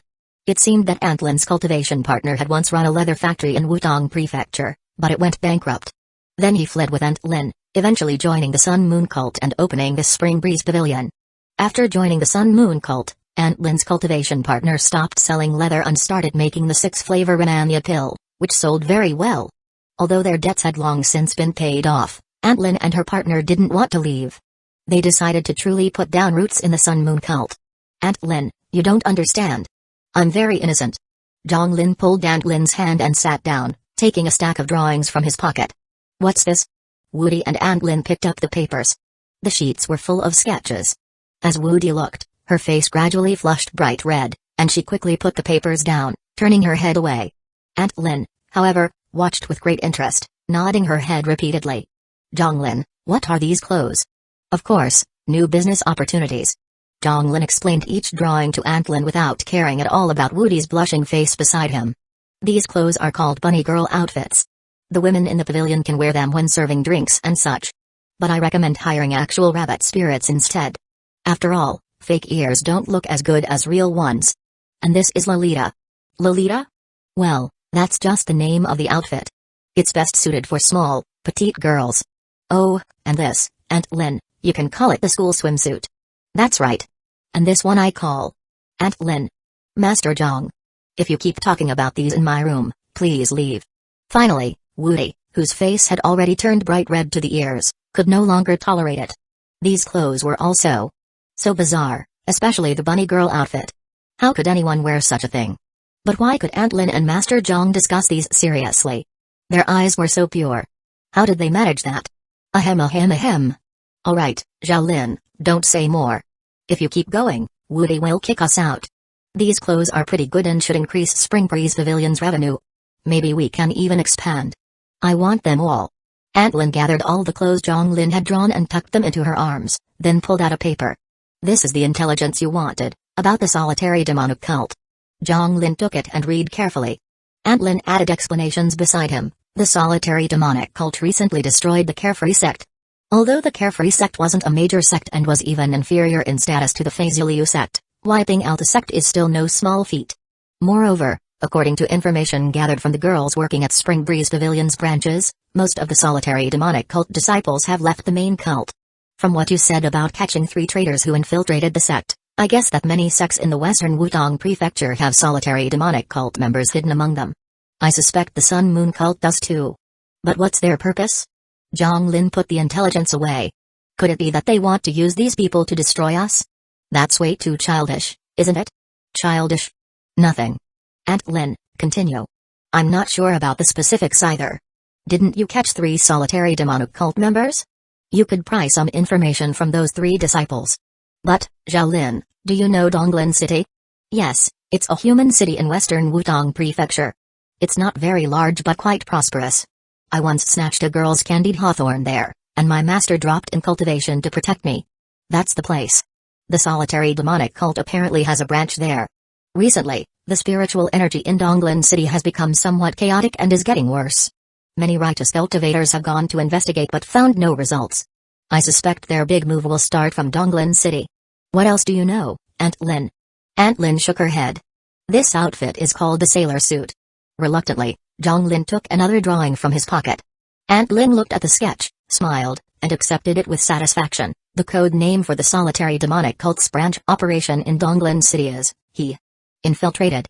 Chapter 52 Customers are God. Alright, I'm going downstairs to clean up the mess you made from drinking tonight, and I'll also organize the bills for them. Aunt Lin patted Zhonglin's shoulder, who was still sitting on the stool deep in thought. After exchanging a glance with Woody, she quietly left, strengthening the soundproofing effect of the isolation detection formation at the same time. Young Master Zhong? Seeing Zhonglin constantly stroking his chin while pondering, Woody softly called out. Oh, sorry, I was a bit lost in thought. Zhonglin snapped back to reality, stood up, and cupped his hands in salute. Thank you for the trouble today, Miss Woody. I heard you like musical scores and dance. I'll bring over a recording crystal sometime. It contains the entire set of Pure Land of Ultimate Bliss. After saying that, Zhonglin didn't feel comfortable staying in her room and was about to pull back the bed curtain to pick up Nianian and leave. But before he could take a step, Woody's slender hand firmly grabbed the corner of his clothes. Zhonglin turned his head and saw Woody bowing her head, her face flushed red as if she were drunk. Why was Miss Woody's face so red? Could it be that she had a fever? Young Master Zhong, because of you, the spirit stones in Woody's hands multiplied by 100 times. I want to thank you. Zhonglin's brow twitched. Damn. Without Woody mentioning it, he almost forgot. She had bet all her assets on him, and Lady Chen too, which caused the odds to drop straight by 20 points. But despite the complaint, at least she trusted him, winning the money on his own merit. Thinking about someone stupid enough to bet against him actually made Zhonglin a bit happy. Miss Woody, there's no need to thank me. It's because you believed in me. This money belongs to you. Zhonglin tried to pull his clothes back, but the girl just held on tightly, leaving him a bit dumbfounded. Could it be that Woody wanted to set him up? No, she's already a wealthy woman now, there's no need to trick him, right? But then he thought of Aunt Lin, who was just as sly as he was. Maybe it really was possible. Young Master Zhong. Yes. The girl's soft call made Zhonglin's body shudder. Cold sweat broke out on his forehead as he looked around the room, fearing that 4 or 5 burly men would suddenly jump out. Woody has had the honor of hearing the poem you composed last year, lowering head, thinking of home. Could you write a poem for Woody? For Woody? Oh, reciting poetry? That's easy. I love composing good poems. Zhonglin breathed a slight sigh of relief, looking directly at Woody, a mischievous smile playing at the corner of his mouth like a thief picking flowers. But, Miss Woody, I will want payment. Seeing Zhonglin's sly smile, Woody's heartbeat accelerated, her slender hands clutching her skirt tightly. With her flushed face lowered, she murmured softly, as long as it's what young Master Zhong wants, Woody can do it. That makes things easy. Zhonglin laughed like a goofy husky. 10 low-grade spirit stones per poem, Buy 10 get 1 free. By the way, what kind of poetry do you like, Miss Woody? Huh? Woody didn't react at first, lifting her delicate head to stare blankly at Zhang Lin. Could it be that Ms. Woody thinks it's too expensive? Zhang Lin thought for a moment. Well, for such a beautiful lady, I'll give you an 18% discount. That's the best I can do. Looking at the silly guy in front of her, Woody took a deep breath and suppressed the urge to shove Spring Breeze without trace down his throat. She took out a mid-grade spirit stone and placed it in Zhang Lin's arms. Just one poem. Woody wants to hear a love poem. A love poem. Easy. You must recite it to me. No problem. It must have emotion. Don't worry, the customer is God. I guarantee Miss Woody's satisfaction. Although Zhang Lin didn't understand why Woody suddenly had so many demands, he had heard that she deeply loved those cheesy novels written by novelists and the lingering verses of poets. So Miss Woody probably wanted to find that talented scholar and beautiful lady feeling from him. There was no choice, after all, he both knew how to recite poetry and was handsome. Zhang Lin stroked his chin thoughtfully, adjusted his mood, closed his eyes, took a deep breath, and when he opened them again, he gazed tenderly into Woody's eyes. At first, it wasn't obvious, but once he looked, Woody felt like she was dehydrating. Her heart fluttered wildly. 1 inch of deep red surpasses the dust of songs, born old things are not as good as new. Zhang Lin raised a brow at Woody in a slightly exaggerated manner and continued. The peach pits of reunion harbor endless resentment. There was originally another person in the village. Winking, he went on, the well's lamp lights the deep candle. My dear, don't play go while traveling far. For the last line, Zhang Lin seemed to think of his first love. Mega Mikado. And his tone rose, exquisite dice hiding red bins, deep longing. Do you know? Young Master Zhang. Miss Woody. What a exquisite dice hiding red bins and deep longing, do you know? As soon as Zhang Lin finished reciting, applause and a female voice came from the window. Turning his head, Zhang Lin was stunned. Miss Chen? Looking at the girl wearing simple, elegant pale lotus palace garments, her long hair lightly pinned up, and faint blush on her cheeks, Zhang Lin did not recognize her at first. It's nothing. Don't mind me. You continue? Chen Jia smiled sweetly, but the aura of her fist intention flowing from her body betrayed her mood. Especially with the system notifications showing infamy points from protagonist Chen Jia, +40 +50 +60 +40. Increasing non-stop, Zhang Lin became a bit nervous. But wait, why would Chen Jia be angry when he was reciting a poem for Woody, and why was she climbing through the window to Woody's room late at night? Recalling Chen Jia always publicly claimed to be male and that Woody wanted to hear a love poem from him. Suddenly Zhang Lin realized, so Miss Woody and Miss Chen both like Yuri. Miss Chen, when did you arrive? When? When you were reciting poetry to Woody. Miss Chen. You're mistaken. Actually, there's nothing going on between Miss Woody and me. Zhang Lin continued to explain, glancing at Woody beside him. Right, Miss Woody? Woody lowered her delicate head, her face fully flushed, nodding softly with a tender expression. Zhang Lin. You flower thief. Pervert. Weirdo. Beast. Sex maniac. Zhang Lin. Chen Jia jumped through the window and cursed with every step she took closer to Zhang Lin. Looking at Woody next to Zhang Lin, Chen Jia lowered her head and couldn't see her toes. Then Chen Jia straightened up and looked down at her own feet, suddenly clearly seeing her entire delicate foot. Zhang Lin. Go die. Chen Jia's mind cleared instantly, her fist intention reaching its peak as she punched toward Zhang Lin's chest. Chapter 53 Clearly, I came first. Hey? What's that noise upstairs? I don't know. It sounds like it's coming from Miss Woody's room. I just saw that beast Zhang Lin heading upstairs. Oh. Could it be that Zhang Lin is making a move? No way. Zhang Lin isn't brave enough. Even if his master handed it to him, he wouldn't dare. He's got the guts for that? Hey. Brother Eagle Big, you don't know. There's a saying that even a sow can climb a tree. My wife climbs trees like a thief every night. Why can't Brother Zhang act recklessly after drinking? Oh, that's possible. But Gigi Bo, why does your wife climb trees? Looks like she's training her body, aiming to become a muscular pig. Oh, that makes sense. Fang Kaken suddenly understood. No wonder I always wondered why my neighbor, the Minotaur brother, goes out climbing trees every night. Turns out he wants to be a muscular bull.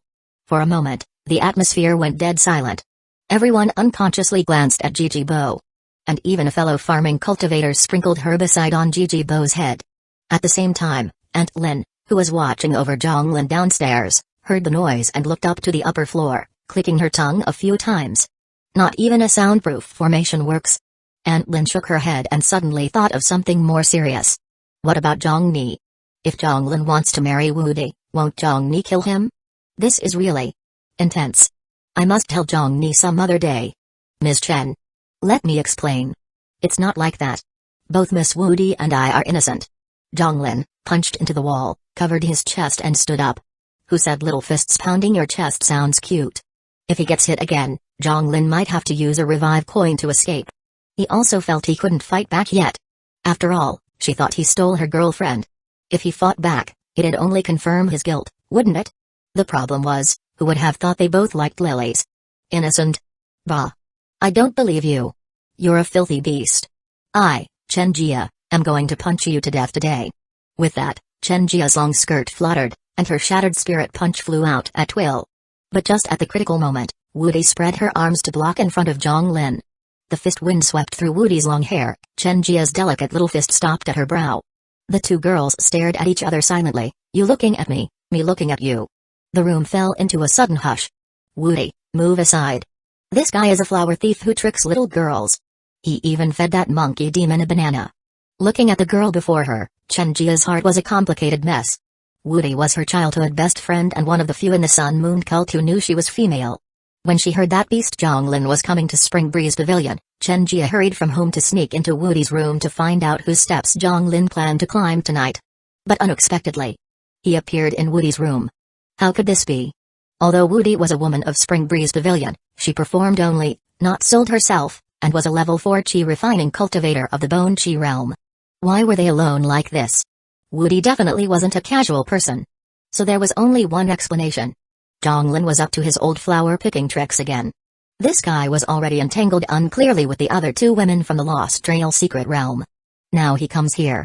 Does he think he's the protagonist of some harem cultivation novel? Today, she would break his legs so he wouldn't leave the house. At worst, she'd take care of him forever. But it was because Wu Di wasn't a casual girl. So what if Wu Di really liked him? What if Zhang Lin really liked Wu Di? Chen Ji looked at Wu Di's upright posture, then lowered her head to look at herself. Maybe it really was possible. But how could it be like this? Knowing Zhang Lin, talking to him, eating barbecue with him. Clearly, I came first. For a moment, Chen Jia felt helpless, and her not-so-smart little head ached from turning too fast. The trigeminal nerve throbbed a little. Because her thoughts were blocked, the fighting intent in her body gradually faded away. Zhang Lin saw the beautiful eyes of Chen Jia slowly losing their luster, turning darker and darker. This reminded Zhang Lin of the heroine from an anime. Damn. Is this little girl about to go dark side? In contrast, Wu Di, standing before Zhang Lin, didn't think that much. Actually, the moment Chen Jia appeared, Wu Di felt extremely embarrassed, especially when Chen Jia said she heard Zhang Lin reciting love poems to her. It was even more shameful. Of course, besides embarrassment, there was a little happiness. Wu Di knew that Chen Jia was so angry for her sake. After all, Mr. Jiang's reputation as a flower thief was well known, and with a man and woman alone in a room, who wouldn't think the worst? As for whether Chen Jia was jealous because she liked Mr. Jiang? Impossible. Chen Jia's head was full of fists. How could she fall for a man? Besides, Chen Jia had told herself that if she ever got married, her partner's martial rank had to be higher than hers. Mr. Jiang was a sword cultivator. No way that would happen. Zhao Jia, you misunderstood. Actually, Mr. Jiang and I really don't have that kind of relationship. Wu Di's cheeks flushed as she pulled Chen Jia's small hand. Although she did want that kind of relationship with Mr. Jiang, it was definitely not now. Even though she liked Mr. Jiang, if she gave herself away so easily, that would be too frivolous. Really? It's really not that kind of relationship? Like a computer rebooting, Chen Jia raised her head. Her nearly darkened eyes slowly brightened with hope, even showing a cute and pitiful plea, like a little ragdoll cat pawing at your hand and meowing meow. Although Zhang Lin knew this ragdoll cat had the power to kick him to death with one kick. Really? Don't worry about me. I just bought a poem from Mr. Jiang. Like coaxing a daughter, Wu Di hugged Chen Jia into her arms and gently stroked the long hair of this flustered little cat. But the hug only deepened Chen Jia's self-doubt. If Miss Chen doesn't believe me, look, this is the spirit stones that Miss Wu Di just paid. It even has her scent. Zhang Lin stood up and wiped the sweat from his brow. Although the two girls wanted to punch him after hearing that, the atmosphere was good, so they held back. So, just as Zhang Lin was about to explain further, the system beeped sharply inside his mind. Chapter 54 Zhao Jia. Ding. Mission triggered. detected that protagonist Chen Jia's mood is gradually improving, which is extremely undesirable behavior. For a villain, letting the protagonist feel better is a humiliation to oneself. Mission 1. Please have the host shout at protagonist Chen Jia, "No. You have no misunderstanding. I do like Miss Woody, Woody is mine." 2. Please have the host mock protagonist Chen Jia, "A flat plane can never compare to towering mountains, choose now, proceed toward the goal of becoming the world's greatest villain." Countdown begins. 3.2 If one day I, Zhonglin, reach the Ascension Realm, I will definitely scatter your system's ashes. Zhonglin's heart was utterly crushed. He had clearly only invited them for a meal tonight and planned to casually ask Antlin about the solitary demonic cult's intel. How did so many unexpected troubles arise? "So what are you saying?" In Woody's arms, Chen Ji lifted her small head to look at Zhonglin.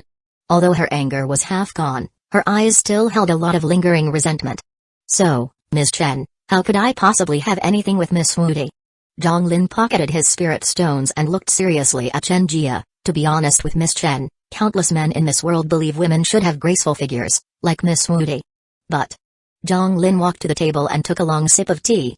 "I, Zhonglin, am different. On the contrary. I prefer the petite and adorable type like Miss Chen." "Zhonglin. What do you mean?" Suddenly, Chen Jia's delicate, fair face darkened. She withdrew from Woody's embrace, her fighting spirit rising again. Though she didn't fully understand Zhonglin's indirect words, she was sure it was not good. I mean... Zhonglin's forehead broke out in cold sweat. Though internally panicking, Zhonglin remained outwardly calm like an old dog. Swallowing hard, just as Chen Jia took small steps toward him, Zhonglin even took the initiative and grabbed her small fist. Ah! It was the first time Chen Jia's delicate body had been held like that by a boy's fist. She trembled like a fluffed-up kitten, her entire body tingling before calming down. "Scoundrel! You! What are you doing?" Chen Jia immediately pulled her hand back and raised her small fist to strike Zhonglin's chest. "Come on. Hit me." Zhonglin closed his eyes and opened his arms. "Even if Miss Chen beats me to death, hits my chest with her little fist until it's crushed, I still have to say. Although a flat plane cannot compare to towering mountains. But even if Miss Chen beats me to death, I, Zhonglin, will shout from my coffin, I, Zhonglin, love the grasslands." Ah! Zhonglin thought he had been subtle and sincere enough, and with his heroic aura plus his handsome appearance, how could she bring herself to hit him? But reality proved that idle dramas are lies. Chen Jia's punch still landed. Right in his chest, a punch strong enough to collapse his chest. Bang! Zhonglin was slammed into the wall, his whole body sinking in, stuck fast and unable to pull away. Even though there was a soundproof formation, the noise upstairs still faintly spread downstairs. "TSK TSK TSK. Worthy of a young lad. Well, Brother Zhong has had no cultivation partner for years, that's normal, normal. Yeah, forget about that guy Zhonglin, let's keep drinking. One more round. Zhonglin. You beast. Shameless. Lewd. What exactly are you saying? Saying you like me? Do I need you to comfort me? Do I need you to say you like me on purpose? Mother really was right. Men are all no good." As she spoke, the girl's pretty face flushed red, angry and upset, covering her mouth as she rushed out of the room. "Zhao Jia. Young Master Zhang, I know you are considerate of Zhao Jia's insecurity about her congenital shortcomings, but this kind of thing can be made up for. How could you say such things?" Woody helplessly glanced at Zhonglin and hurried after her. Downstairs, the guys who were playing finger-guessing drinking games heard a loud door slam upstairs and all looked up. They saw a girl they had never seen before rushing down wearing a plain palace garment dress. The girl's face was pure and cute, her skin fair. A light makeup added a faint charm to her innocence. Though somewhat plain, she was definitely a beauty. But how had they never seen her before? A newcomer at the Spring Breeze Pavilion? Yet somehow she looked familiar. Under everyone's gaze, the girl quickly ran out of Spring Breeze Pavilion. "Zhao Jia. Zhao Jia." Upstairs on the stairs, Miss Woody hurried down, holding her skirt. Each step made everyone's eyes sway, feeling a little dizzy. Miss Woody chased after her, leaving a faint floral fragrance behind. "I still prefer the grasslands. No. I like the mountains. Grasslands are great. Mountains are wonderful. Grasslands are good for horse racing. Mountains are perfect for climbing high." After the two girls ran off, downstairs the argument about grasslands and mountains resumed, everyone presenting their arguments firmly without conceding. Soon after, Zhonglin appeared, holding his waist with little Nyan supporting him as he slowly went downstairs. That punch really hit my old waist. Looks like I have to lie down well for a couple of days, but as soon as Zhonglin came downstairs, those drunken fellows looked at him strangely. In their eyes were envy, disdain, pity, and mockery. Brother Zhong, that won't do, come, have some grilled kidney skewers. But honestly, Brother Zhong, this isn't good for you. Yeah, Brother Zhong, what if Nyan wakes up suddenly? She might be spoiled by the bad example. Screw you guys. I just pulled my waist a bit. Holding his old waist, though the mission was done, the pain was nagging. That collision just now. Did I hit my kidney? Pushing through the drunkards, Zhonglin left Spring Breeze Pavilion. As he walked down the street holding his waist, behind him came a hoarse yet somewhat lecherous voice. Little brother, so young yet holding your waist on the road, looks like you need to replenish your kidneys. I'll replenish your. Turning around, Zhonglin froze at the sight of the other party. Huh? Old ancestor? Huh? Zhonglin Chapter 55, how about waking Nyan up first? 20 in the inn, the flickering candlelight reflected on both their faces. Daddy. Hug. What hug? On the bed, the little dragon girl curled her tiny body, hugging her small tail while sucking on a tip as she talked in her sleep, sleeping quite soundly. Zhonglin, this little girl is the dragon soul you obtained in the Lost Trail secret realm? The Dragon Gate Sex founding elder stroked his beard while looking at the adorable little girl lying on the bed. I'm quite curious. Zhonglin rolled his eyes at the founding elder. Do you think you're the female lead from Hyauka or something? Hyauka? Who's that? Is she pretty? Never mind, forget I said anything. Zhonglin poured tea for himself and the founding elder, then gently used his spiritual energy to tuck little Nyan in from a distance. Zhonglin Wait. Elder, could you please drop the suffix? Otherwise I keep feeling like I'm a Go player. A Go player? A chess cultivator? Why would you want to play chess when you're perfectly good as a sword cultivator? I really don't understand how those chess-playing cultivators even practice. Let me tell you, those chess cultivators. Alright, Elder, we're getting off track, rein it in, let's get back to business. Elder, why have you come to the Sun Moon cult? Zhonglin coughed lightly a few times, quickly cutting him off. Honestly, when Zhonglin saw the Dragon Gate Sex founding elder on the street, he thought he was seeing things, or that he had already gotten drunk and was dreaming. But when the night wind blew against his neck, he knew this was real. Zhonglin had only met this Dragon Gate Sect founding elder twice before. The first time was when he first entered the Dragon Gate Sect and became a direct disciple. This elder gave a principal's speech, though Zhonglin had fallen asleep standing up. The other time was when this elder went down the mountain to attend some Western Wutong Prefecture sect leaders conference, with Zhonglin and Lin Qingwen accompanying him. Surprisingly, this elder ended up taking Zhonglin to get a massage. What kind of person did he take Zhonglin for? A model youth. Though admittedly, that massage parlor was really comfortable. But just as this elder was about to invite Zhonglin to learn a foreign language, and Zhonglin couldn't dissuade him no matter how hard he tried, finally having no choice but to go along with the elder to study, Lin Qingwen showed up. That establishment almost got torn down by Lin Qingwen. After that, Zhonglin and this elder both knelt on washboards for 3 days. Ever since, whenever Zhonglin sees a washboard while doing laundry, he feels a faint pain in his knees. Finally, this elder went into closed-door cultivation, and Zhonglin never saw him again. Why did I come to the Sun Moon cult?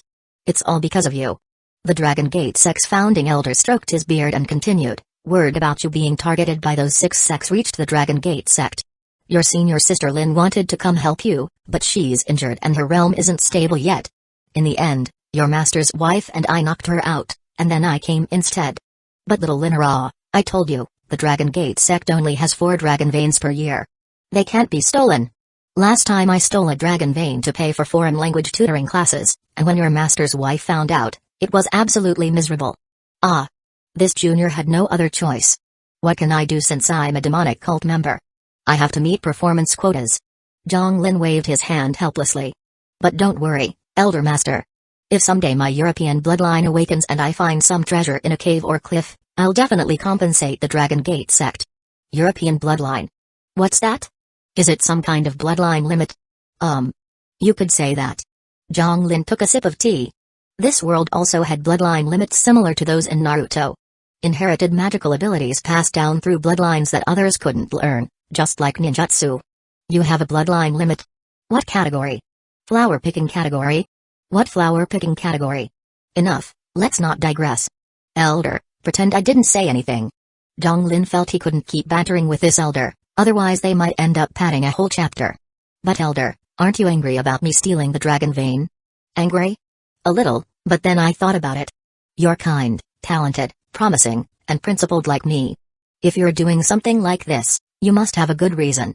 Why do I feel like you're insulting me? By the way, elder, do you know about Donglin City? Of course. Recently, Donglin City seems to be suffering from some plague. There are even residents saying they've seen corpses climbing out of graves, hopping around. Plague? Corpses? Hopping around? Lin was bewildered. Resident Evil plus Mr. Zombie? What? Nothing. Lin rubbed the corner of his eye. The plague in Donglin City might be the work of the solitary demonic cult. I might go investigate Donglin City in a few days, and eliminate evil while I'm at it. Eliminate evil? Little Linner. You are in a demonic cult, right? Well. Actually. I've always wanted to be a good person. Oh, elder, do you know about the ancient True Dragon clan? The ancient True Dragon clan? Suddenly, the Dragon Gate Sex founding elder shuddered, looking incredulously at the cute little girl sleeping on the bed. Could it be that Nyanian is? Yes, Nyanian should be from the ancient True Dragon clan. Lin didn't hide the truth. If it were anyone else, Lin would absolutely not reveal Nyanian's identity. After all, the cultivation world was full of deception and betrayal, and there were countless cases of wandering cultivators harming their companions for small opportunities. But Lin believed in his ability to judge character, and besides, a sect founding elder who would drag his own disciple to learn foreign languages couldn't be that bad. Little Linner ah. The Dragon Gate Sex founding elder strengthened the anti-detection spell in the room another level and said in a low voice, never tell this to anyone, unless it's someone you trust completely. Isn't the elder someone I trust? Oh my, you kid, you sure know how to talk. Hee hee hee. The elder always knew you were a good kid. Elder, we're getting off track again. Oh. Cough cough cough. Controlling his somewhat comical expression, the elder continued in a low voice, Little Linner, you know this. The dragon clan went extinct 100,000 years ago. The last true dragon was also slain. What people nowadays call dragons are all descendants like tang snakes or other dragon clan relatives. The closest to true dragon bloodline are merely flood dragon types. Now, there are no true dragons left at all. Every part of a true dragon is a treasure. A true dragon could reach the immortal realm just by dozing off. If people in the world learn that Nyanian is a true dragon, not only will those youngsters come after you, but even those old monsters will probably emerge from seclusion. At that point, even I wouldn't be able to protect you and Nyanian. Reach the immortal realm just by sleeping? Suddenly, Lin's hand holding the teacup trembled involuntarily. Yes. Why? No. Nothing. Lin tremblingly picked up his teacup and took a sip, then couldn't help but look at the soundly sleeping Nyanian. Should I wake Nyanian up first? Chapter 56, When Scattering Someone's Ashes. Think twice. 21 Anyway, Little Linner, you need to be very careful. Of course, you don't need to worry too much, after all, who in this world has actually seen a real dragon these days? Those who participated in the ancient Great War have basically all died out. The Dragon Gate sect founding elder continued speaking softly. Even though King Wen told me about the dragon soul in the Lost Trail secret realm, if you hadn't told me she was a true dragon, I still wouldn't believe it. No, I still can't believe it even now. Besides, little Nyanian seems to have some kind of seal that suppresses her dragon aura, or maybe it hasn't awakened yet. Others definitely wouldn't be able to detect it. No, elder ancestor, what I'm worried about isn't just that. Lin pressed down on his trembling left hand. Then what else are you afraid of? The Dragon Gate sect founding elder gave Lin a sideways glance. Are you afraid little Nyanian might accidentally breathe fire and burn you to death someday? Lin's heart shuddered. That was exactly what he was worried about. Alright, enough nonsense with you. I mainly came to check on you this time.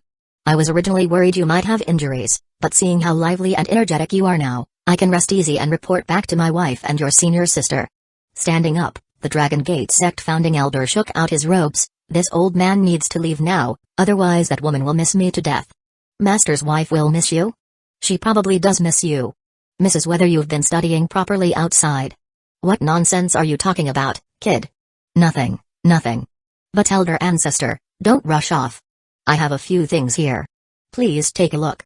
Lin took out his storage pouch and produced 5 bottles of body-tempering liquid. Elder ancestor, you've seen much of the world. Could you help appraise these? What are these? The Dragon Gate sect founding elder picked up a bottle of body-tempering liquid, slowly covering it with spiritual energy as he closed his eyes to sense its properties. Excellent stuff. He put down the body-tempering liquid. Is this for pure martial artists? Exactly. No wonder then. The Dragon Gate sect founding elder stroked his beard. There are countless cultivators in this world and innumerable paths to immortal cultivation, but money flows like water and tears flow in two lines. Among them, us sword cultivators require the most money for cultivation, followed closely by pure martial artists. Pure martial artists not only need sufficient perseverance and determination, the ability to endure hardship, but also enough financial resources to support their training. And all this money is spent on bathing. Bathing? Nonsense, you silly boy. Have you never even been to the Dragon Gate sect library? No, I've been to the basement level of the Dragon Gate sect library. I quite like the Infinite Spring Breeze illustrations there. Hee, I like those too. Especially the fan works based on the beauty ranking. This old ancestor Cough. I'm getting off track. Let's continue. The Dragon Gate sect founding elder took a sip of tea. Anyway, pure martial artists at the Golden Body realm can achieve the state where one's flesh blocks 10,000 techniques, with incredibly high physical and magical resistance. Even after death, their bodies can remain intact for 1,000 years. This isn't achieved through physical training alone. It also involves bathing. Specifically, medicinal baths. These medicines aren't just about using the most expensive ingredients. The formula is crucial too. Take for example the #1 martial arts sect in Wutong Prefecture. The Gan Earth Fist sect. Their medicinal bath formulas are absolutely top-notch, the kind they never share with outsiders. Even their own disciples receive pre-mixed baths prepared by specialized disciples, with different formulas for direct disciples and inner disciples. The formulas are known only to direct disciples, and they have several variations. And little Linner, don't be fooled by the fact that Gan Earth Fist sect's bath medicines are also sold on the market. What's available commercially is usually the version for inner disciples, and even that has reduced efficacy. That doesn't make sense. What doesn't make sense? Couldn't someone just pirate it? Wouldn't analyzing the components be enough? You think they haven't thought of that? The Gan Earth Fist people aren't stupid. Their bathing formulas are precise down to 2 decimal points. Besides, they add all sorts of supplementary ingredients that don't affect the medicinal properties to create confusion. Alright, Elder Ancestor, enough about the setting details. We're getting off track. This is already chapter 56. Let's get back to this body-tempering liquid. Wasn't I just afraid you wouldn't understand? The Dragon Gate sect founding elder gave Zhang Lin another sideways glance. Anyway, I can't analyze the components of this body-tempering liquid of yours, but its medicinal efficacy should be very strong. It shouldn't be inferior to what the Gan Earth sect's direct disciples use for their baths. That doesn't make sense either. You silly boy, what doesn't make sense now? How does Elder Ancestor know the effects of the bath agents used by Gan Earth sect's direct disciples? This. To be perfectly honest. The Dragon Gate sect founding elder beckoned Zhang Lin closer. Zhang Lin's eyes immediately took on a mischievous glint as he leaned his ear in. There was definitely some valuable insider information coming. Actually, Gan Earth sect has collaborations with some massage establishments. Your old ancestor here spent a high-grade spirit stone studying in their bathtubs. How about I take you there sometime to study and learn? No, that's too expensive, way too expensive. What's the big deal?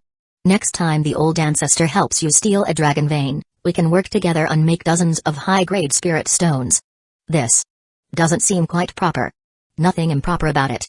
When us scholars take things, can it really be called stealing? Don't worry, after we sell the dragon vein, the study sessions will be my treat. Oh my, this is rather embarrassing. Zhang Lin couldn't help but rub his hands together. But this time when I came to find you, your master's wife has some serious misunderstandings about me. She thinks I've been studying at the Sun Moon cult again. I told her I've been by your side the whole time, little Linner, but she just won't believe me. And those old fellows wanted to suppress you, but when I stood there, none of them dared make a move. Yet your master's wife still doesn't believe me. This old ancestor is quite distressed. Elder Ancestor, rest assured. When I, Zhang Lin, was, well, seeking death with the 6 great sects. No, I mean during our decisive battle. Elder Ancestor was always backing me up from behind, providing invaluable support. Afterwards, you even helped me judge the solitary demonic cult followers, staying by my side every step of the way, absolutely not doing anything else. Ha, you rascal, how do you always manage to speak such honest truths? The Dragon Gate sect founding elder stroked his beard. Since that's the case, this old ancestor will take his leave now. Next time we'll properly go study and learn. But you should be careful too. If you encounter trouble in the future, remember that running away first is the wise choice. For us immortal cultivators, it's not called cowardice. It's called following one's heart. The Dragon Gate sect founding elder brushed his hand past Zhang Lin's waist, and instantly all the pain vanished.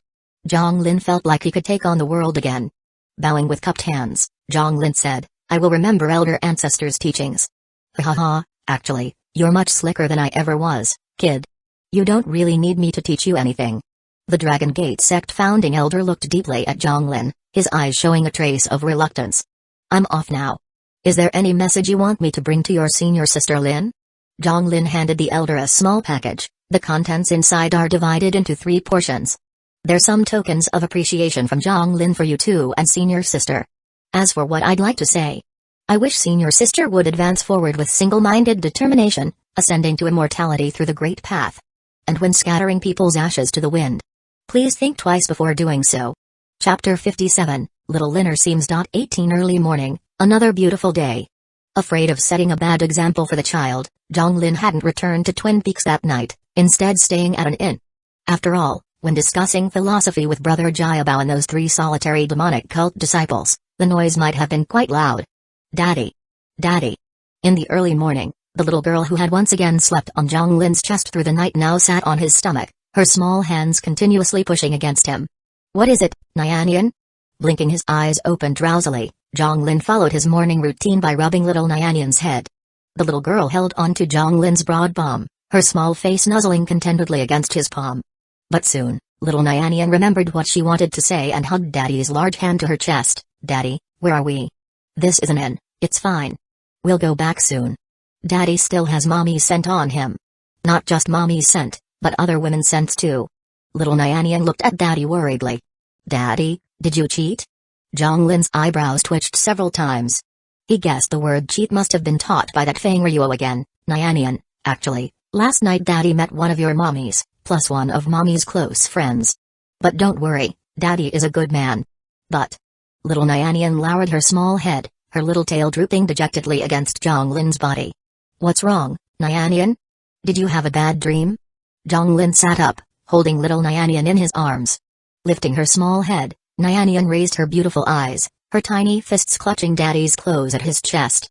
Her plump little tail also hooked around Daddy's wrist, as if afraid something might happen to him. "But Daddy, last night Nyanyan had a dream."